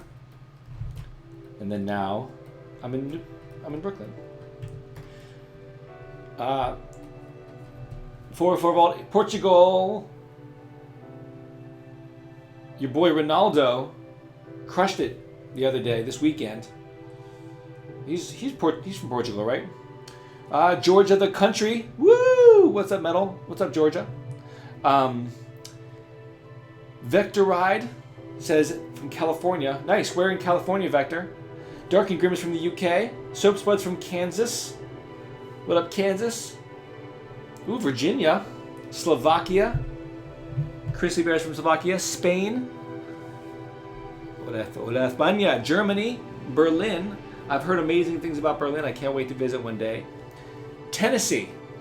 Awesome. Thanks, dude. From the mother's womb. Cool. That's a cool place to be. Brendan Isaiah is in sunny San Diego. Beautiful.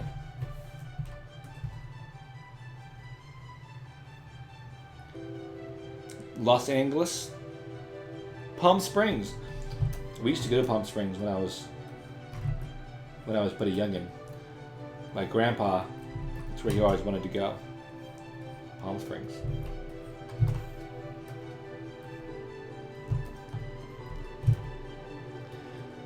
And Stuttgart, Germany. What's up, Gary? Welcome.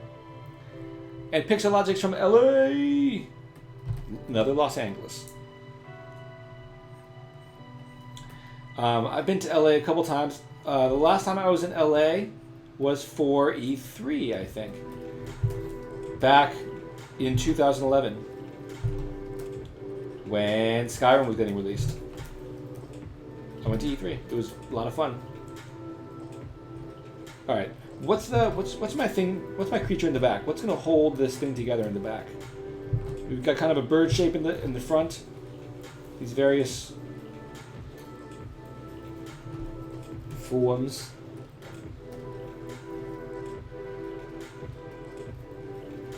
I can just knock some of these into place. Not trying to be any more polished at all, just trying to kind of locate the forms, locate the shapes. There we go. Every American says they want to visit Europe, and here I sit and think I didn't even visit France. I visited Germany, Gary, 2 years ago. I was in Italy with my wife, and then my friend works for Anheuser-Busch, and so we went to Munich for Beer Fest. Or Oktoberfest, I guess you call it there. But guess what? Well, I don't have it here. It's in the other room. But I'm actually a citizen of Germany and of the US, both. How cool is that? Maybe people bowing to the Phoenix. Oh, that's cool. That's awesome. I like the idea of people bowing. Little people bowing.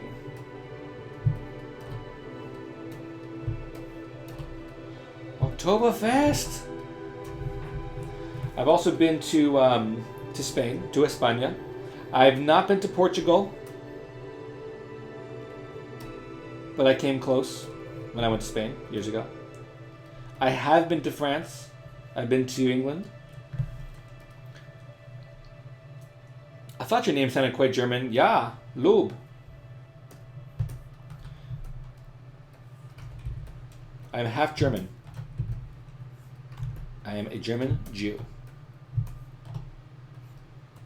Not a lot of us out there anymore. Heyo. And I was hanging out with somebody from Germany the other day. I saw Wonder Woman with my friend Gabe and this German kid who was living on his couch. If you come over one day, give me a ring and I'll buy you a beer. All right, 404 Vault, you got a deal, my friend.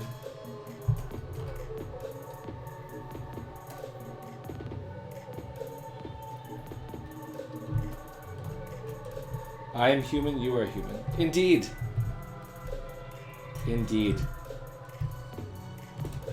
'Tis a pleasure, my friend. Let's do it, Lori. Let's move to Mars.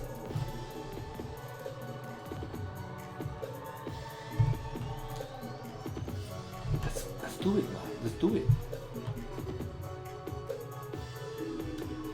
Come on, Cohagen. Give these people air.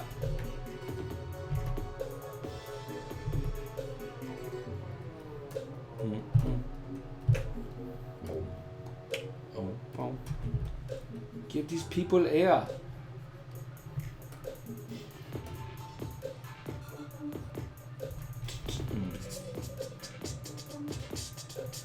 Oh, bye 404 Vault. Thanks for being here, my friend. I've known 404 Vault on the Twitch web for a very long time now.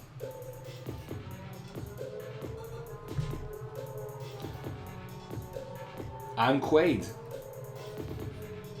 Who are you? I'm Quaid. Get your ass to Mars.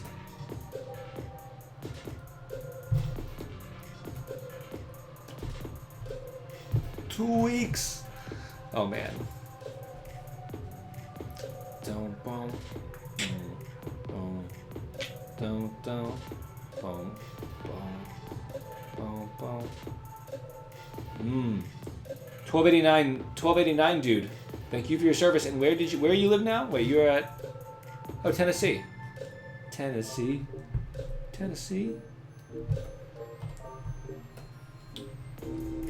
What up, Kingsley?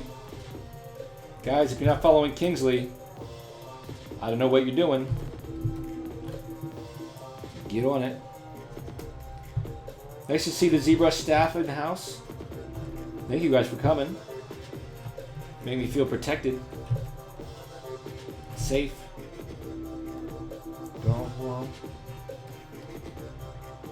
Quaid, I didn't even see the remake. I didn't even bother. I was like, dude, you can't match Verhoeven.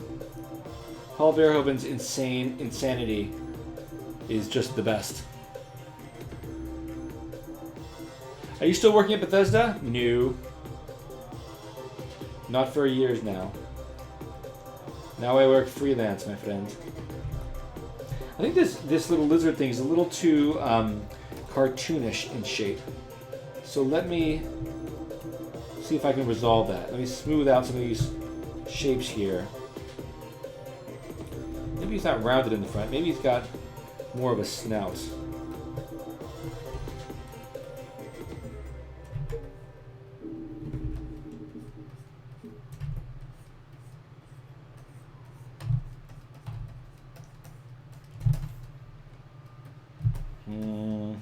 Problem is, it needs to fit, like, structurally. It needs, like, the shape of it needs to work for us, you know? So how do we make that happen? That's the real question. I'm having a hard time integrating it with great success. I'm close, but no cigar. I'm Quaid.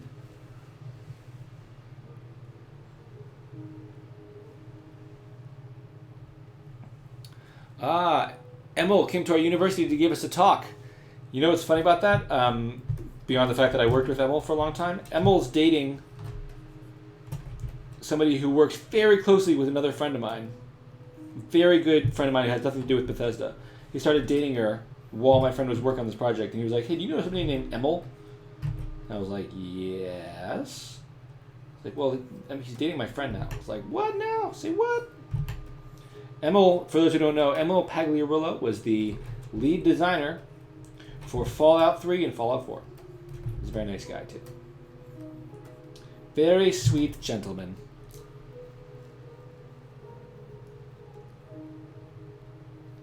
What did he talk about? What was his talk about?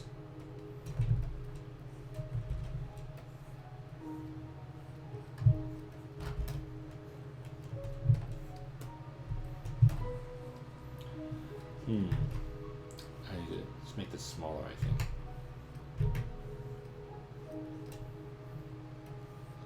I'm trying to figure out how to make this design kind of fluid. Do you know what I mean?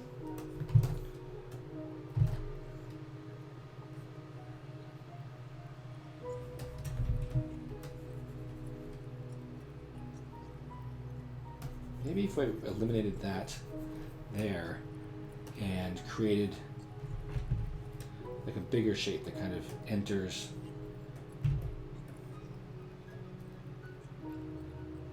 Actually, I like the big, preserving this big shape because I like large. It doesn't trim the space too much. You know, when you talk about hierarchy of detail, it's important to kind of remember that you need to keep kind of proportion, relative proportions, in order to make, get something visually successful. So I'm kind of just trying to figure out how to build shapes in there that conform both to the shape of the skull and that provide us storytelling opportunities. The details on the sides don't really fit with the rest of the carving. It feels very out of place for me. I don't know, it maybe because of the amount of detail is not balanced throughout the piece. Yes, well, we'll definitely have to work on that, right? This is already kind of far along, and here we have these bigger forms. But what it comes down to mostly is we need to figure out what these big forms are, you know?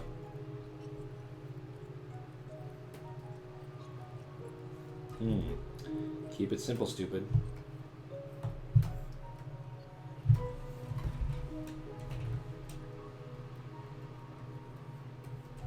That's great. What a cool talk. You must have been really excited to see him. He's a good guy. Emil Pagliarillo. I think that's how you say his name. Not sure.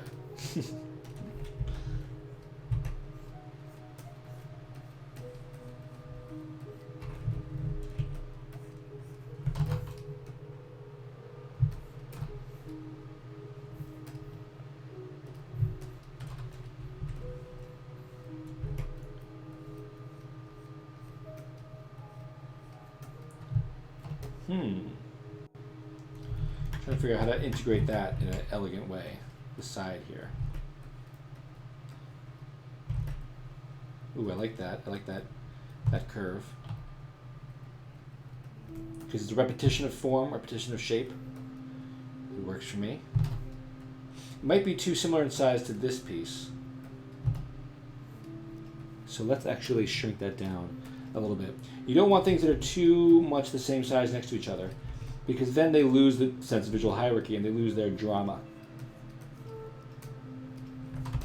There, it's a little smaller, and we can also, you know, there's things we can do to this shape here to change it up.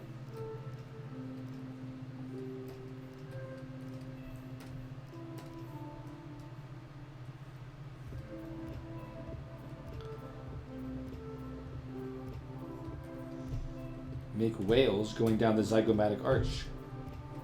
And the circular part can be the tail. Which circular part? Like here?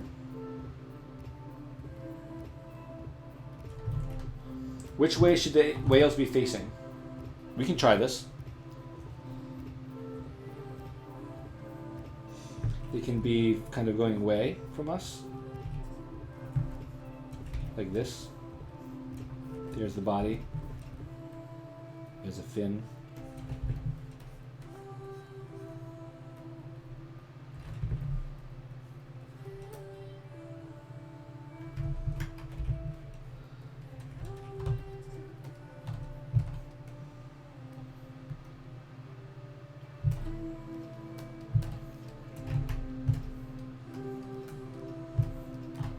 I like the idea of whales. Whales are great.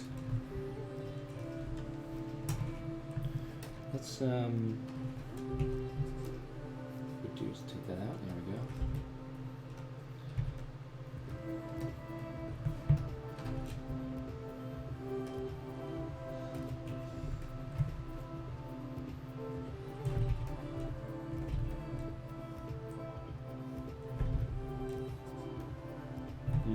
No. Well, maybe. Hang on. Let's give it a chance. You know, I do kind of like that a little bit because it takes the emphasis on off-framing the face. Is that a morph target restoration? Yes, sir. Quaid. It is. That's what I'm doing for the time being.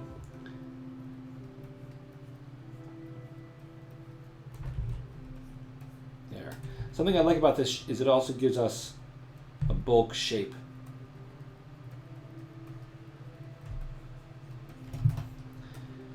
Gives us one of those bigger areas.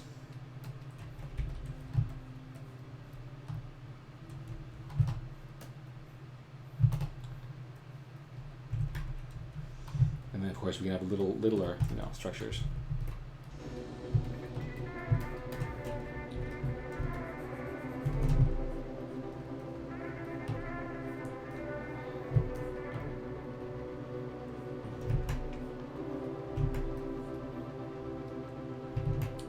That's right. That's exactly right, Kalina. That's all that's really happening here.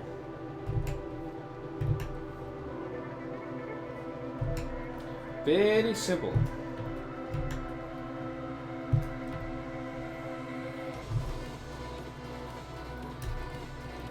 So what we're going to do is as soon as we finalize the designs on this thing, we're going to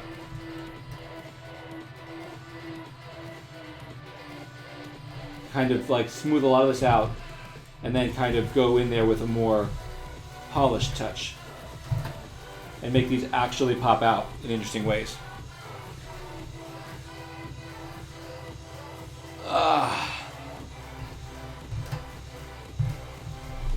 right, let me stretch out my hand. Got to take care of your body. Got to do it. Any questions for me? This is open season on Jonah Lobe. Remember also, you can find me on Twitter. I don't know if I said that earlier. But I don't know how many people just joined. Oh yeah, get it. Woo! I meant the shapes on the temple. You can make those shapes like whales and they can go down through the arch. Oh, I see. Yeah, I like that. I kind of like the general shape I've got here, so I'll keep that. And then I'll add actual whales. Because this doesn't have to be whales. It doesn't have to be obvious what this is at all. I like that lines are passing through here, though.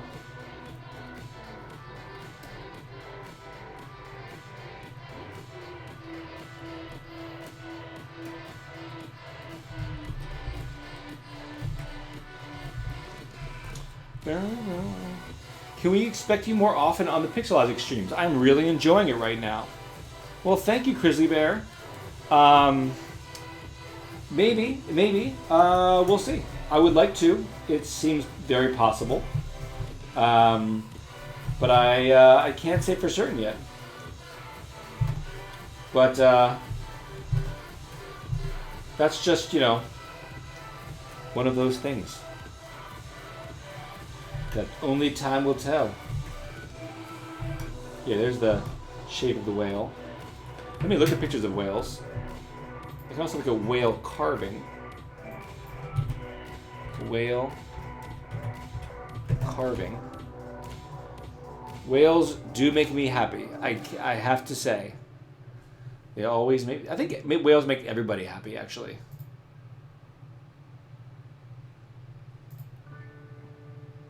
Right? They make you happy, right? Who here doesn't like whales? I'll fight you.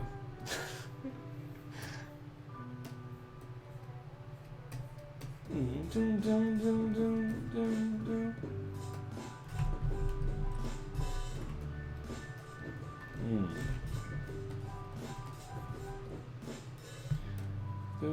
boom, boom, boom, boom, boom. So how's that go? I'm trying to look at the mouth of the whale. Well, definitely the whole thing bends like this.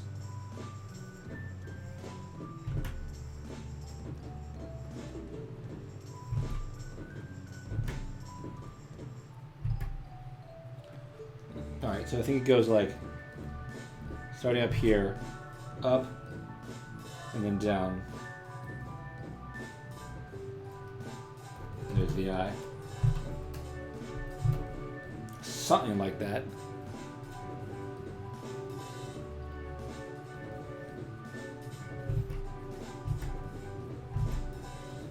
We could have... I need to see if this is going to work. It's a good idea, but we got to make it work.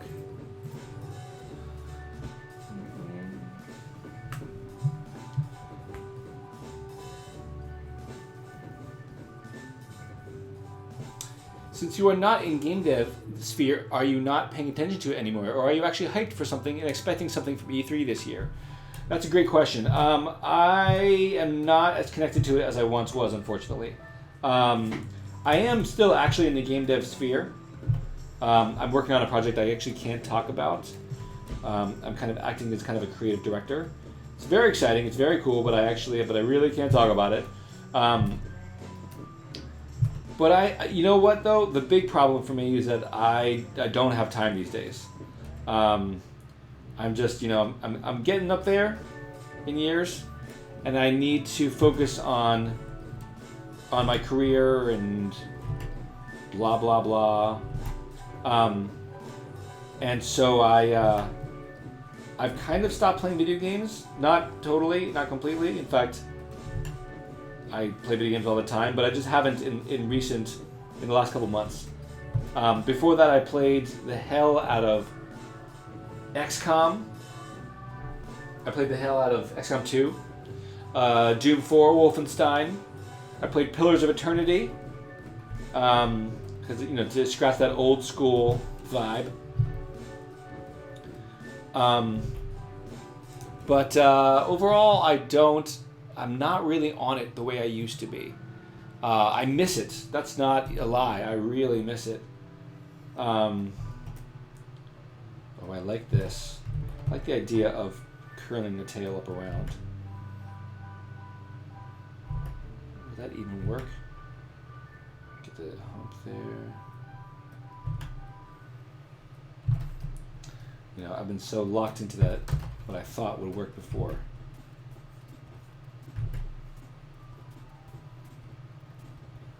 I didn't see that possibility. Maybe.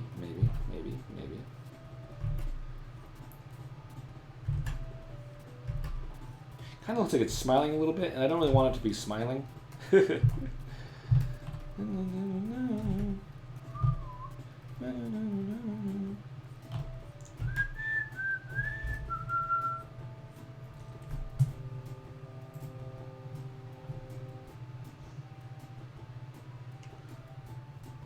Yes, the joy of NDAs. It's true. The joy just keeps on giving and giving.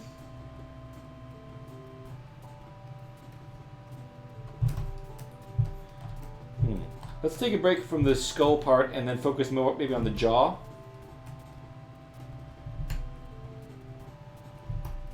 What are we going to have here? We don't have to have a separate creature.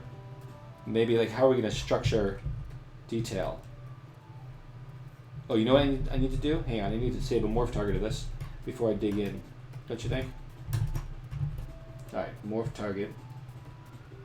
Store morph target. Alright. Layer. New layer. Oh. Layer, new layer. There we go. And then when I use a morph target, it doesn't work. Okay. Cool. Okay, let's morph target. Delete morph target, store morph target. Okay. Now, layers. New layers.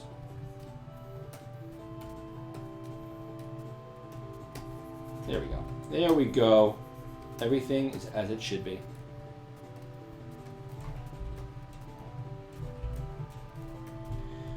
Are you guys, who here is into games? I assume a lot of you, right? I assume a whole bunch of you are into games.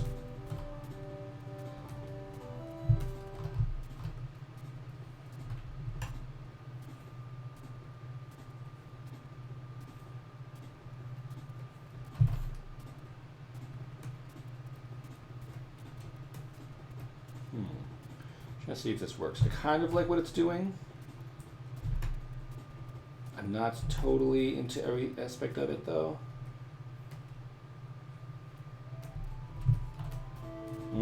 That's not so bad.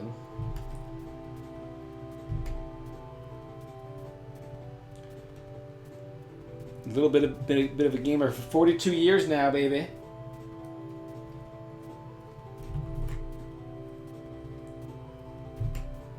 I'm not far behind you. 34. What's Dark and Grim? What's your favorite? Or what's one of your most recent favorite games?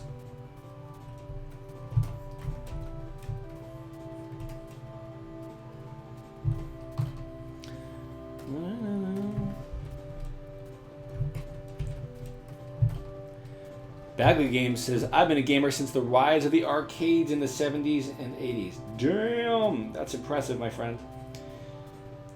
you know, I went to Mexico when I was 11. I think I already mentioned that. And I remember one of my most vivid memories. It was twofold. I discovered two amazing things that I love about the world one night when I was walking around in Mexico City. I think it was Mexico City. I went into an arcade and I discovered that I love Street Fighter. Not playing it because I didn't have money to play it, but I loved watching it. I was watching these older kids playing Street Fighter and I was like, yo, this is awesome. You know, and this was young. I was young. I was not at an age where I was like, I think I would like to be a video game designer. I was like, I like Ninja Turtles. That's like the deepest it got. My biggest thought there was just like, ants are cool. Do you know what I mean? That's where I was developmentally. And I realized, man, I think video games are awesome. And this game, Street Fighter, is the coolest. And another truth I discovered that night was outside the arcade when I discovered the magic of churros. The fantastic Mexican dessert. Which is basically the same dessert they have in every country, fried dough. Known as a funnel cake in some places, and it's known by a lot of things, but it's fried dough. It's deliciousness. Taipuri, can't wait for some sweet E3. What are you looking forward to at E3? Taipuri. Gary Game, you missed nothing. Nothing happened while you were gone. Don't worry.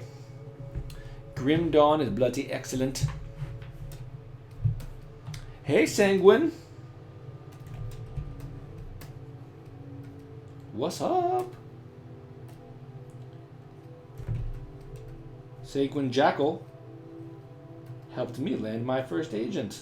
When I say first, I mean my agent. I don't mean my first. Like, I'm gonna get rid of her. She helped me land my agent. Everyone say thank you, Sanguine Jackal. I'm good. Gabby has sent my manuscript into the world, and we are now waiting. We've been waiting for a few weeks to see what, if anything, will happen. It's exciting. How are you doing?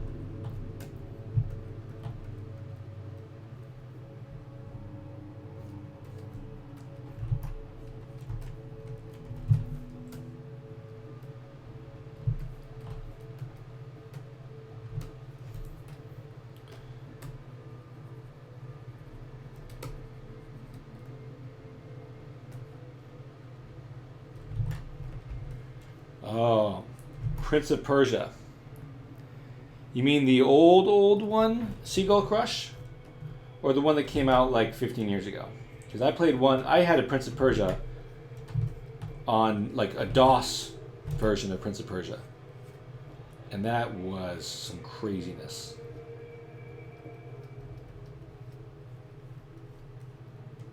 Some true insanity. I wrote an article about it on my website, by the way. Ooh, old. Oh, nice. I want to send you this article I wrote then. Jonah Lobe, Prince Persia. I think you'll enjoy it. A terrible treasure, I called it. This is for you, Seagull Crush.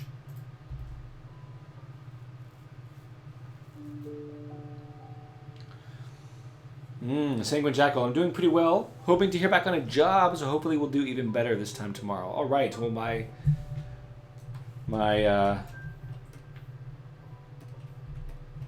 I got your back. I was going to say, like, my prayers are with you, but I don't really pray. But you know what I mean. I'm wishing you good things.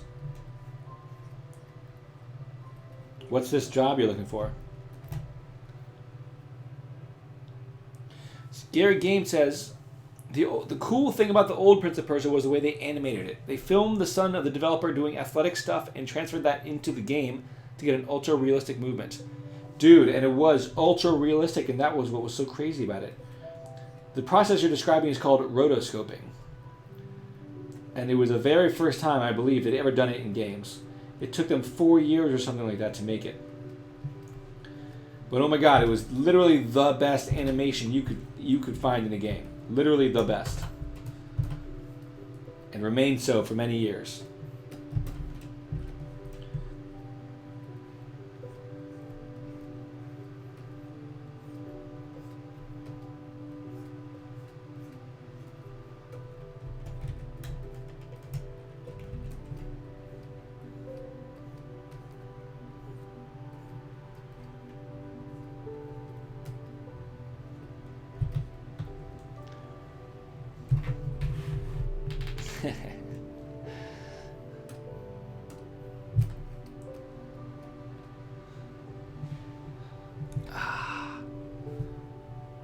Alright, things are starting to come together a little bit. There's still a ways away. Oh, how did this get so messed up?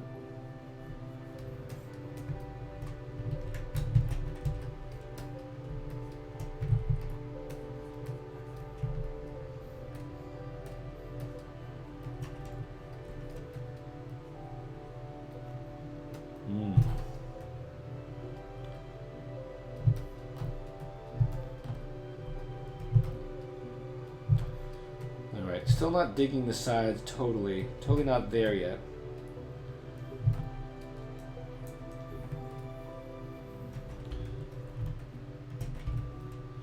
This looks like something I would see on an enchanting table in Skyrim. I think that there's a troll skull on the enchanting table, and I definitely made that. Not for the enchanting table, but just somebody used it in their art. So that would make sense. It's kind of my thing. Kinda who is my thing? Do you know?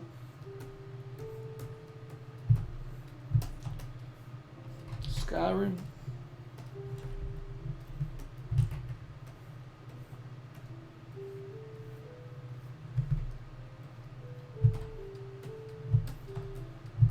Yeah, I did the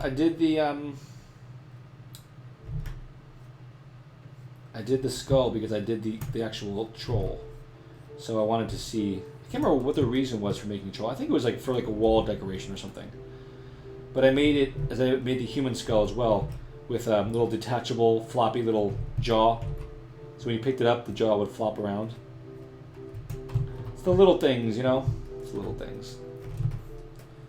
Those kind of details stand out, I think. I'm actually hyped for Sony's presentation. Hope they show more from Hideo Kojima's title, Death Stranding. Yes, really strange looking trailer they made, wasn't it? I know what you're talking about, and they made a very strange trailer for that Hideo game, starring Mads Mikkelsen and Guillermo del Toro, who's my boy. When it comes to character design, he's not even an artist. He's not even an artist, and he just is so good. He's just like one of the best. He's so amazing. In my Pluralsight tutorial, for anyone who's interested in that, when it comes out, it hasn't come out yet. I'm still working on it, to be honest with you.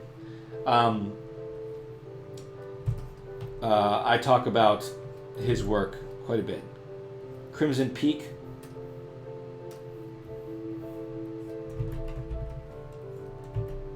Kaiju from Pacific Rim, Hellboy, and of course Pan's Labyrinth.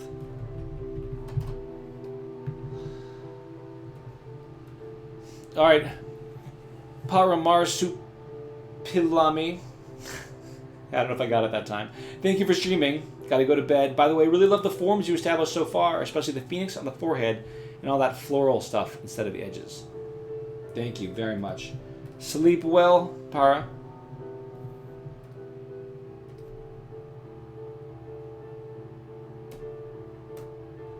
Sleep well.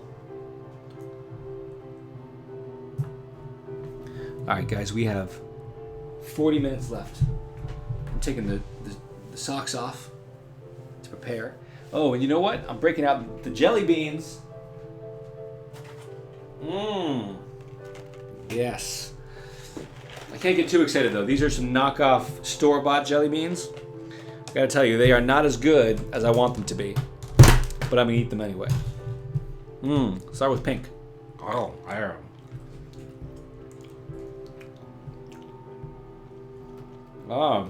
Grizzly Bear, excited about the new potential. The new Bethesda potential.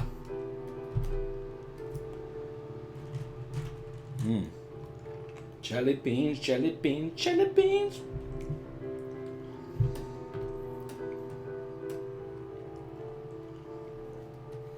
Ronald Reagan was a fan of jelly bean.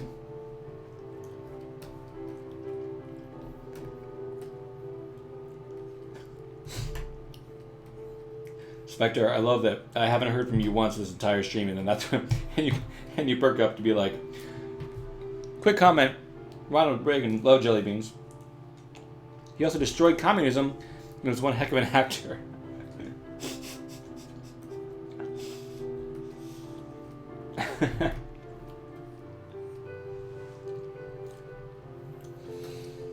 Did he destroy communism though? Did he really? Because sure seems like China's pulling ahead in the world. Especially now that America is taking a step back from leading. Too political? We won't get into politics here. But I'm just saying. I'm just saying.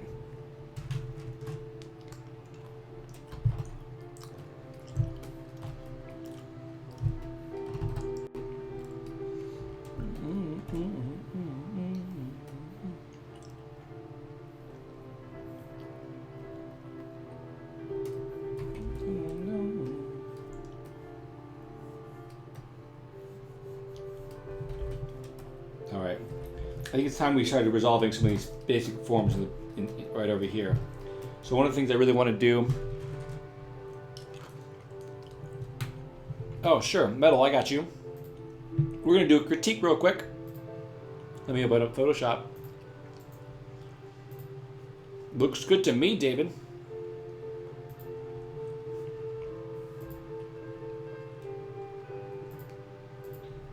You know, I got to tell you. These aren't the best jelly beans in the world, but they're hitting the spot right now. Well, first of all, I really like what's going on. I really like the shape of it, the dramatic shapes. I like the personality there. It looks like the Goblin King, basically. It's the Goblin King, basically. Or Orc King. You know, the back of the head would be harder. There's more actual skull there, speaking of skulls. So you have more wrinkling around the neck area. The chin looks good. I don't know that I buy this crack, or whatever this is in the skin. Remember too that there's very little indentation in the head. It's almost always things are puffing out.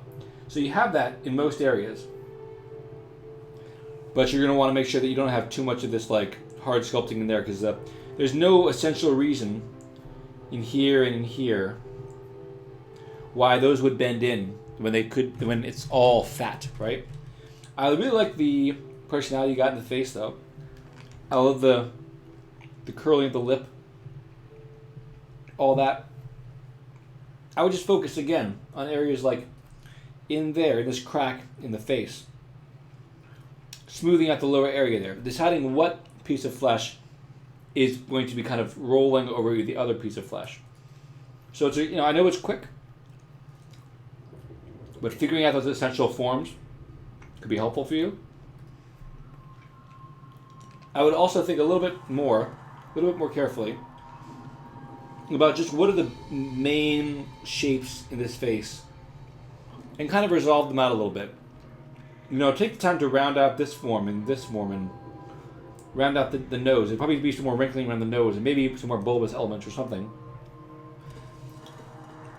Figure out where the bone structure is versus the fat. You figured out a lot of it. But just keep, you know, there are hard edges. There should be hard edges. Overall, I think it's good, though. You know, you've only been working on it for 25 to 45 minutes. So I don't want to, like, you know, I don't want to push you too hard. But I think a big part here, the big theme of my feedback would be essentially keep working on the bigger forms, the bigger shapes, because, you know, rather than go into more and more detail, I almost want to have you take a smooth brush and just lightly smooth out the face a little bit, just so that it kind of blurs it out a little bit again, so that you can again see the bigger forms at play and massage them into greater completion, so to speak. Looking awesome, though. Spectre Dave, do you want to go next?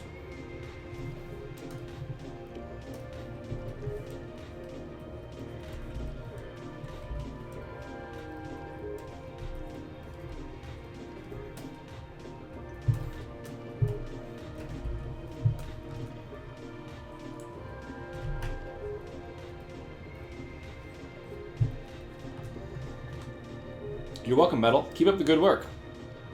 It looks good to me, man, honestly. It looks great. Woo! Can I show you my digital traditional hybrid sculpture? It looks awesome. What is it? What am I looking at exactly, Spectre? Can you explain to me? About your process?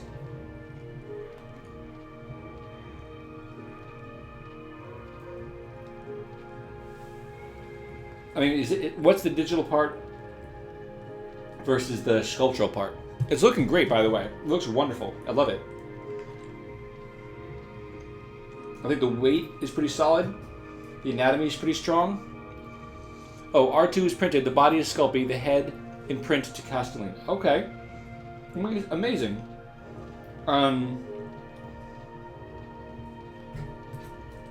an artistic point of view, maybe you're just not there yet, I would love to see this cloth fall down kind of like behind your eye and down over the model, because it consolidates them as a shape, you know, in a kind of a Renaissance style, right? It blends the two of them into one sculpture, and that kind of thing is, it makes it like kind of, you know, adds that classical element to it. I am wanting to see, well, there's two things I want to resolve a bit better. I'm not sure where this hand is planted, and because all of her weight is on this hip and on this hand, I'd want to see where that hand was planted exactly. And this hand, I just wish was maybe doing something a little more. It's not a big deal. But otherwise, I think it's immaculate. I love the legs, love the foot planting here. I love the overall pose. I love her looking off, you know. I think her head might be a little too tilted off to one side. It might be a little bit more upraised, you know. But yeah, I think it's awesome, man. I really do. You're obviously very talented. And something like this requires a lot of patience. I think that once you finish this, are you going to paint it? Are you going to texture it? What are you going to do? Are you going to give it like a matte treatment? Once you finish it and tweet it out, the world's, you know, the internet's going to love it. Are you going to kit it? Amazing. Great idea. Yeah, the world's going to love it. Totally. Spectre Date, have you done a lot of kits before? And if so, can you send us a link so we can gawk at your work?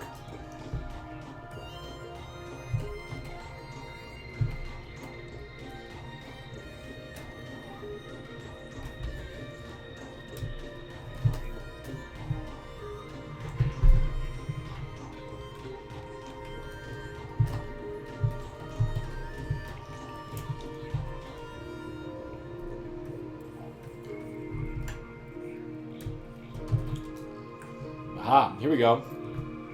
Here we go, y'all.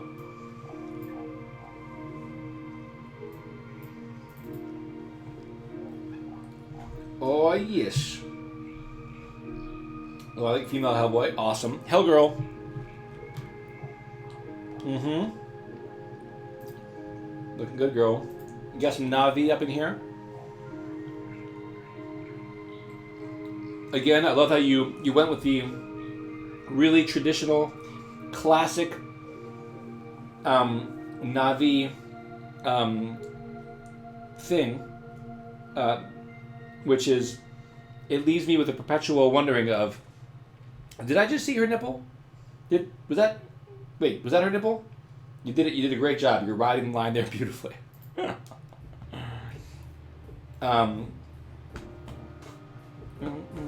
These are great, man. I'm gonna have to look through these later. These are awesome. That is a whole bunch of babes. Ooh, this one's cool. Yeah, very nice. Great work. Awesome, awesome. Ooh, yes, Last Garden. Woo! Anyone here played this game?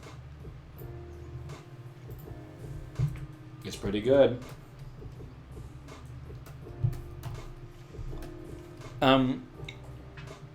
Man, I feel a little bit bad that I'm eating jelly beans, but you know, this is huge in Korea. You know, watching people, going online to watch people eat. So, you know, you're welcome.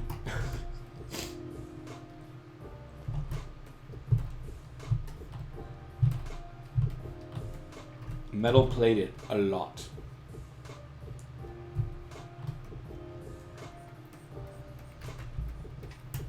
All right, I kind of lost the whale formation.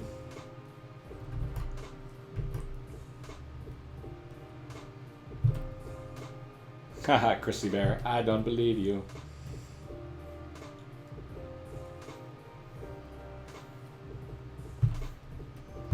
Okay, this shape is coming together a little bit.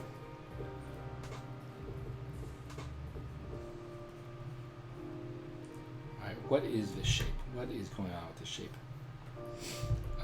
Maybe a...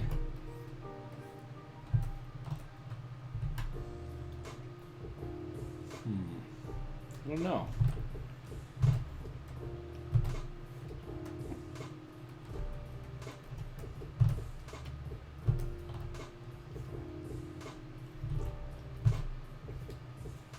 I agree with metal. The middle of this is not quite coalescing in the ways that I would like.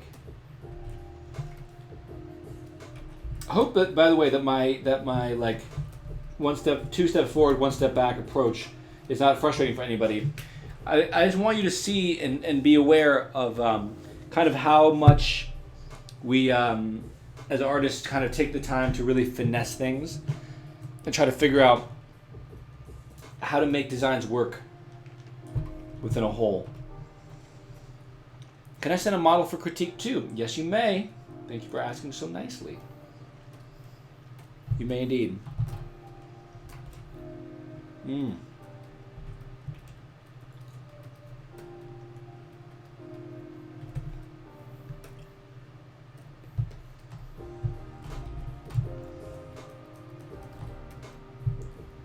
To those of you who are just joining, my name is Jonah Lobe. Welcome. You can find me on Twitter and on Twitch and on Instagram. All right, JP Grandi.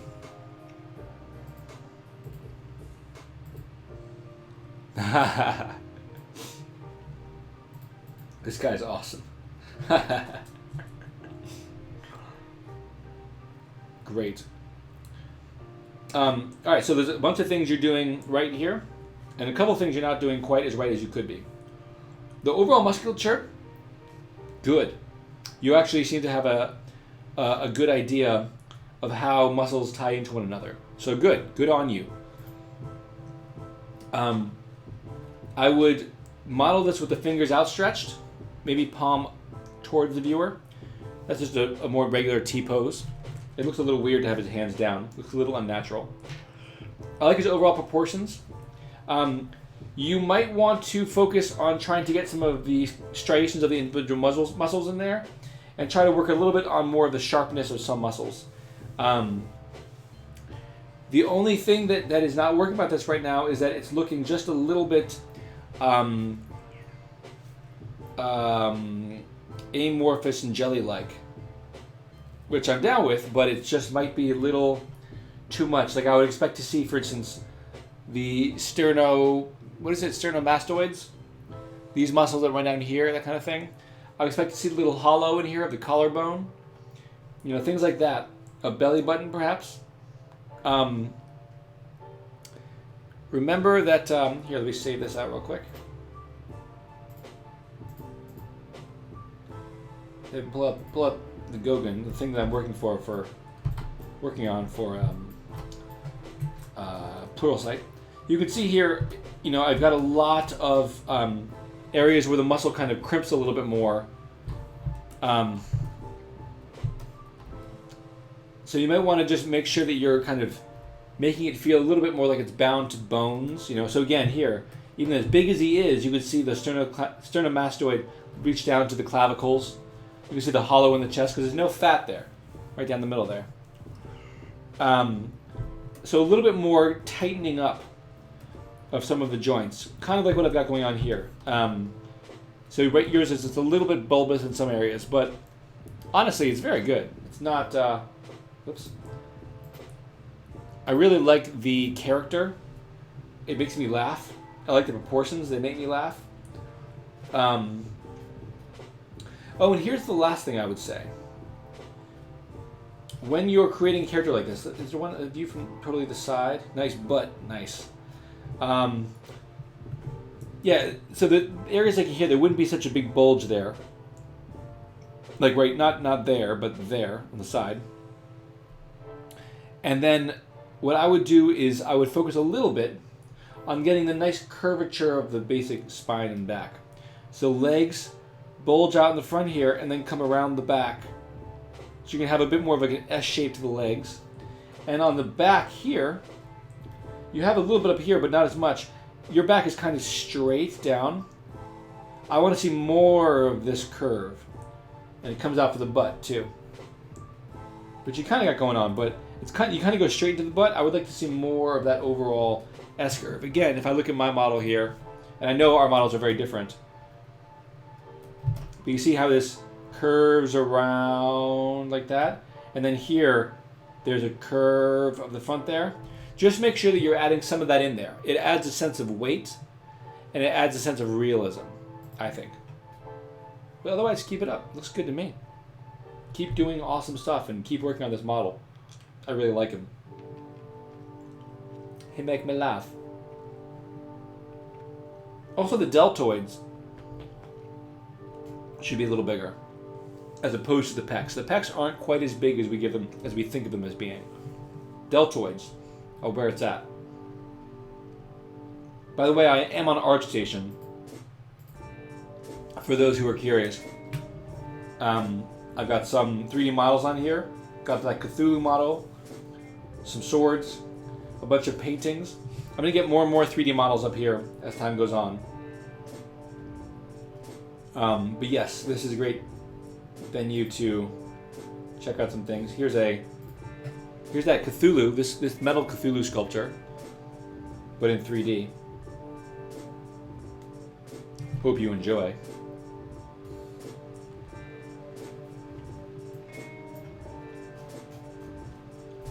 This was based on the precise description from the story called Cthulhu by H.P. Lovecraft.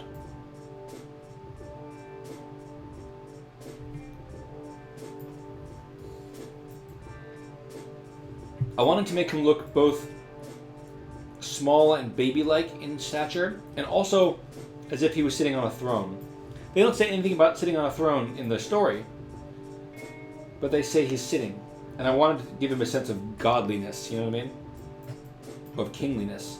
So I kind of made a throne feeling, and then made him kind of bean-shaped. And then there's the evil signatures of evil. And then nothing.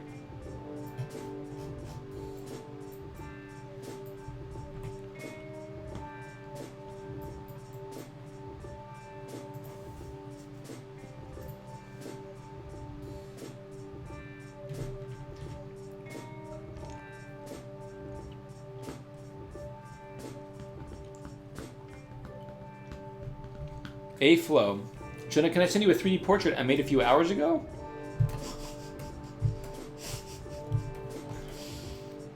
I mean, sure, man. It's just a little funny.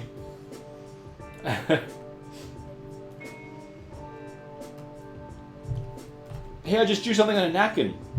Can you critique it? It's cool. Yeah, sure, why not? That thing looks like a Cthulhu idol, some dark Lovecraftian version of Indiana Jones would steal. Gary Games, that's the idea, my friend. I'm glad you feel that way. Alright, let's focus on the design back here. Should it be a tree?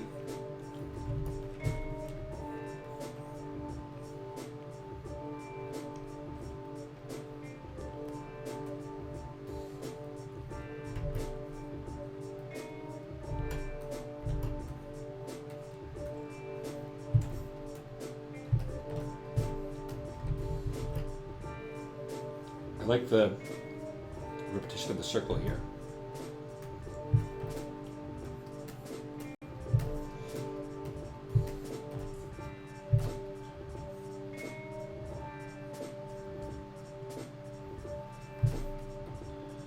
I don't know if that's we'll see.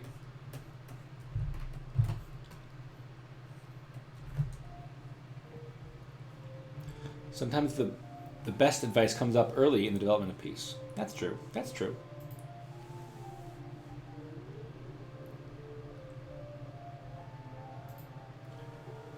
A pirate boat or anchor on behind. Oh, I do like that idea. That's a good idea. Ooh. Is that our man Leo? Is that what I'm looking at?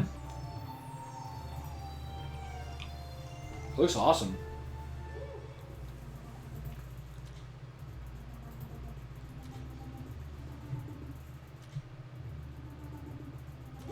I think it's great. I mean, considering you just did this 2 hours ago, great work. I wish there was a little bit more definition, you know, bone definition, maybe around the cheekbones, around the eyes, maybe. Caprio, it's Caprio, baby. By the way, I love the transformation that Leonardo DiCaprio has been making in recent years, aka making himself unattractive. I think it's a much better look than when he's attractive. Yeah, it looks good to me. I mean, keep working on it. I don't think I have big. Let me think. Leonardo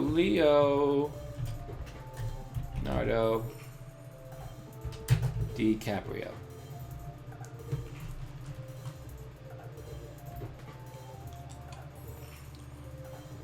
I think that your eyebrows might be a little bit too intense there.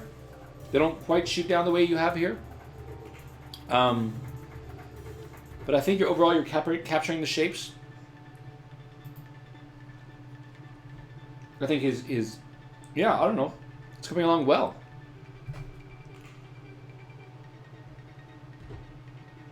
I think maybe this, you know, his eyes, the fold of his eyes might be a little wide, that kind of thing. I mean, I can go in here and critique all the different areas, but you're just getting started with this, so no big critiques. You know what my biggest critique would be? You have this like layer of kind of like pores and little details and all that. I would go down like 1 or 2 subdivision levels in the model and refocus on the fundamental bone structure and all that and get that just right before you go into little detail stuff. I mean, maybe that's a quick noise layer, but you know what I mean. Maybe some creases around the mouth too. You know, I'm smiling. He's a charming guy. Well done, Flo. God, I gotta tell you, I get a lot of people asking me for critiques a lot of the time, and a lot of people are not as good as the ones as y'all here on the Pixelogic channel. So, bravo, says I. Bravo.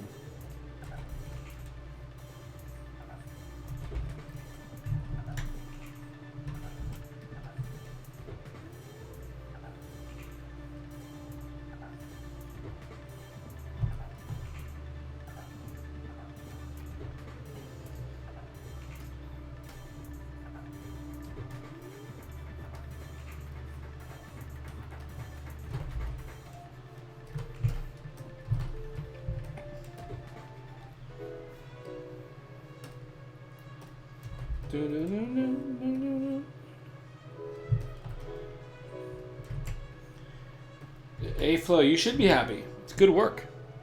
Are you going to take it much further, or are you going to go on to the next piece of art? I got to stop eating these jelly beans.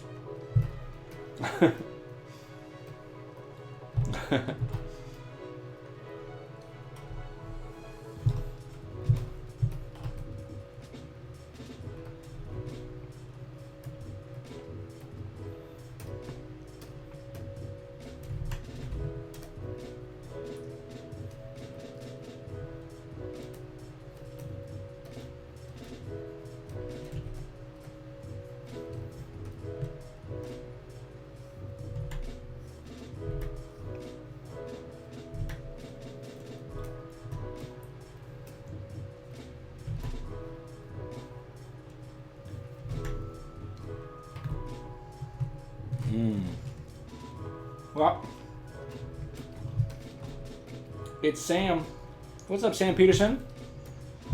Thanks for coming, man. Nice to see you. No, you're looking good.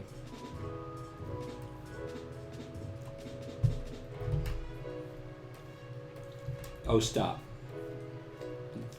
No, you.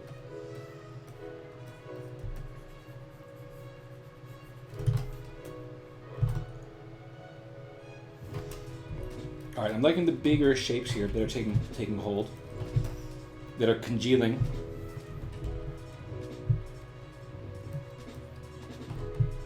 As ever, if anyone has any suggestions, the pirate ship in the back is a good idea. I'm not sure if it's the best idea, only because I imagine that whoever did this design, aka not me, but you know, the artist from whatever world designed this, was quote unquote more primitive than that. Do you know what I mean?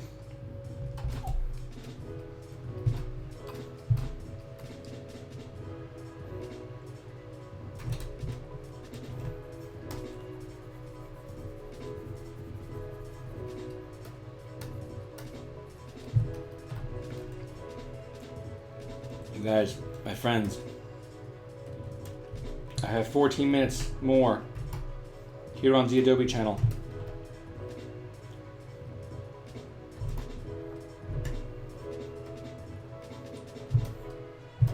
And then I must depart.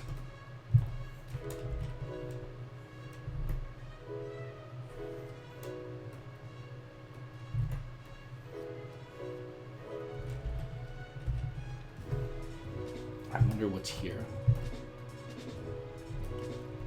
Oh, whoops. Yes, Pixelogic. Haha.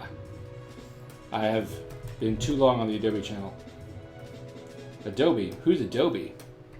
It's all about Pixelogic here, baby.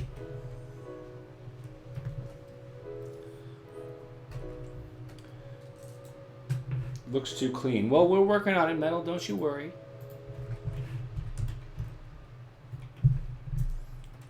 I could do the little ZBrush guy.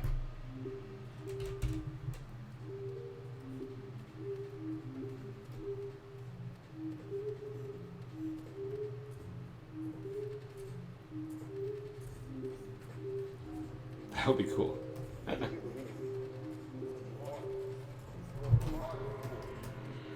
It's not bad. It kind of looks like a symbol, doesn't it?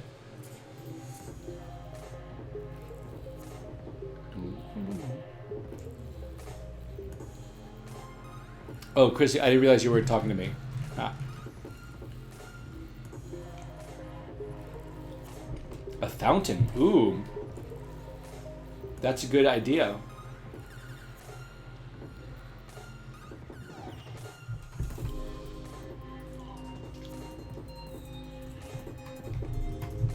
I bet the Pixelogic people would be very happy for me to have this guy here.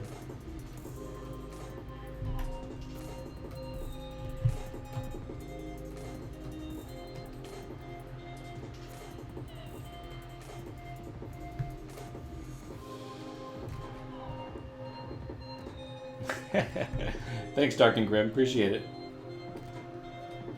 Thanks for the soap.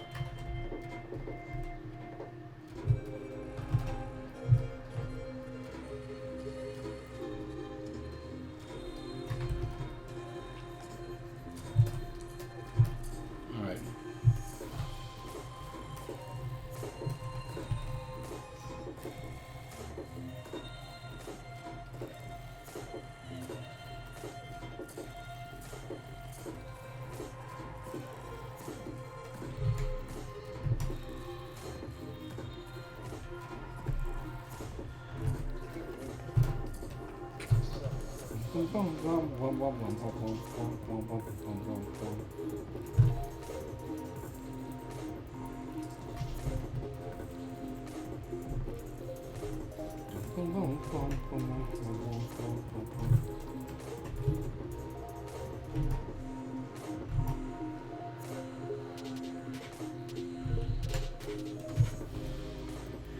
to figure out how to make all these shapes kind of work together here. These shapes don't quite blend with these ones in the front. I think one thing I can do is think about maybe something a bit more ornate down the middle. Or maybe something that flows. Oh, interesting. What if I had something that flowed through the gap here? See, this is why you don't want to commit too soon, because you might come upon some really cool ideas here.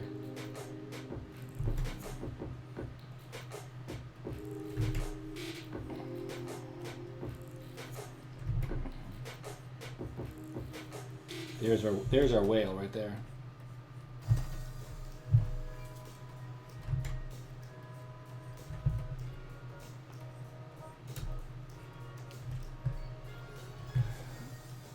Sanguine Jackal, I feel ashamed. I could do creatures so well, yet somehow sculpting humans is beyond me. So I have to use base messages.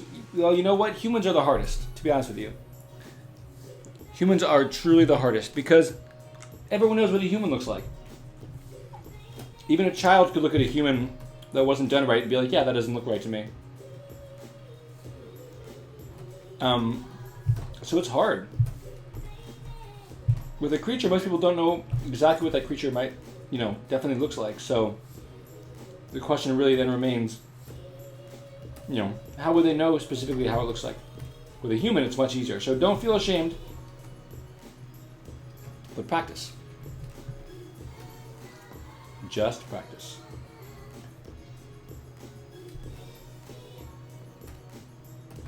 You'll notice as I'm going here that I'm also striving to combine shapes for greatest efficiency, for greatest effect.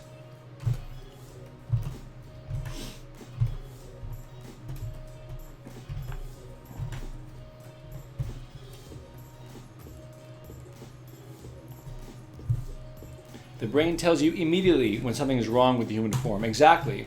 That's how you can get really good horror in the world. So you have a human-like thing and then alter it just slightly. And it makes people really uneasy. And sometimes they can't even tell why.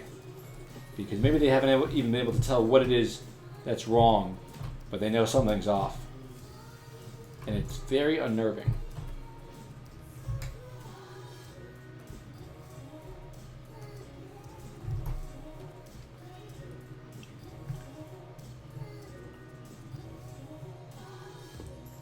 Uncanny Valley. That's right, y'all. Well done.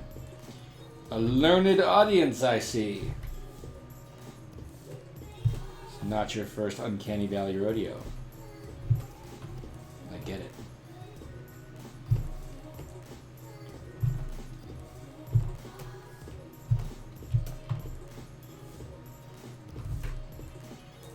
Let me take a look again at these sculptures, these carvings, because I think I might be going a little off base. I might be flying a little bit by the seat of my britches.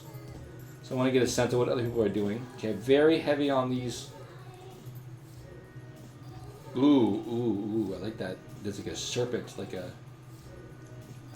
dragon moving through the middle of that one. That's cool. God, it's so beautiful. It's just so beautiful. It's so beautiful, That's cool too. Oh, man. Gorgeous. I like the splitting there. Definitely fern-like.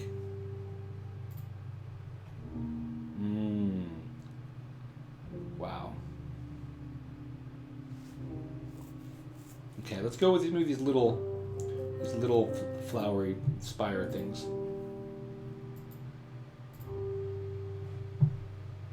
Boom, boom, boom. Boom, boom, boom.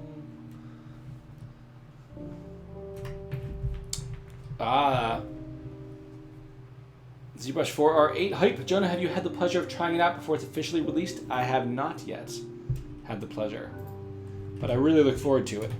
Are you guys excited? There's an event coming up. Let me make sure I get this right. I don't want to mix up this. I don't want to get this message wrong to the masses. Here it comes. There's an event for the release, and it's imminent. All right. June 13th at 12 p.m. Pacific. It'll be about a 2-hour event. Go to ZBrushLive.com. A lot of you guys are there probably right now. Maybe some of you guys are on Twitch. It will be live streamed on Twitch, don't worry. There'll be prizes throughout the event. You'll have your opportunity to have your questions about 4R8 answered. And it's going to be really good. So I'll be watching. I'll be there. I hope you'll be there. June 13th. This is the streaming event. So don't go nowhere.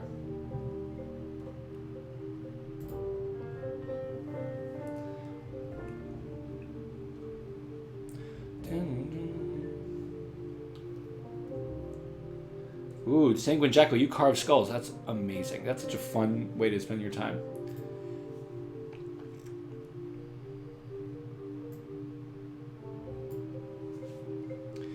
The maxilla. I can't remember what the maxilla is.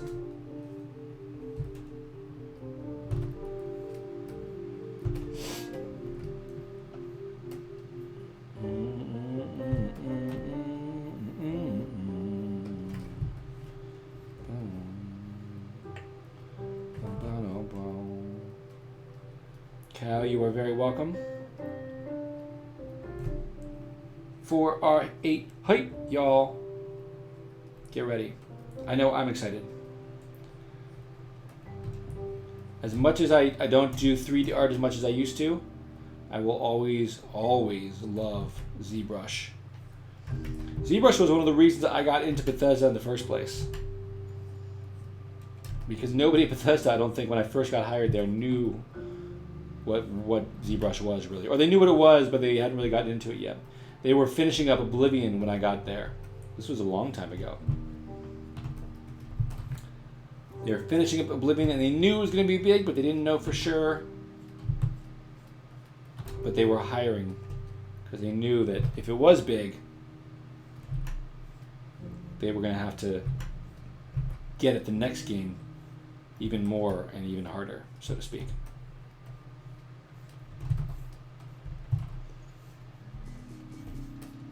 I'm not totally digging this shape in here. It's fine. It's fine.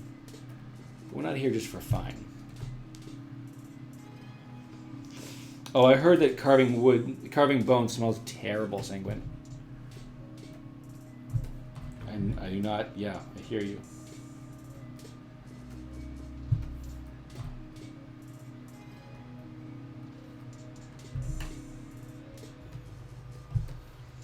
Man, I can't even remember what ZBrush that was. That was a long time ago. Wow.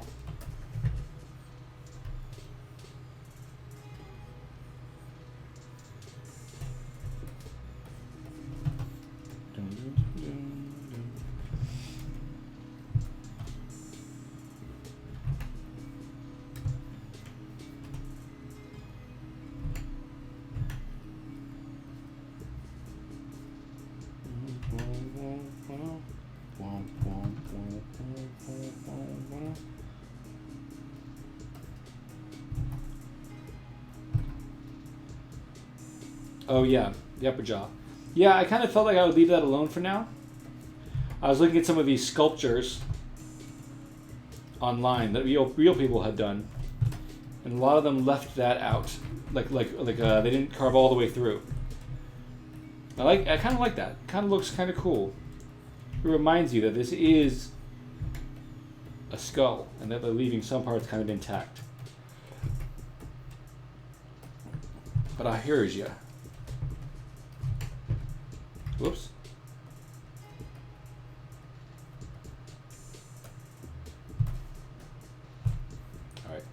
Definitely want like a big fluid shape here.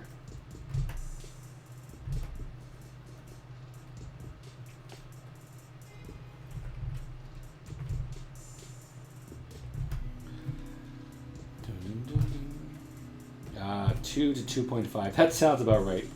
Yeah, that was when I very first got into ZBrush. So yes, it's been a while.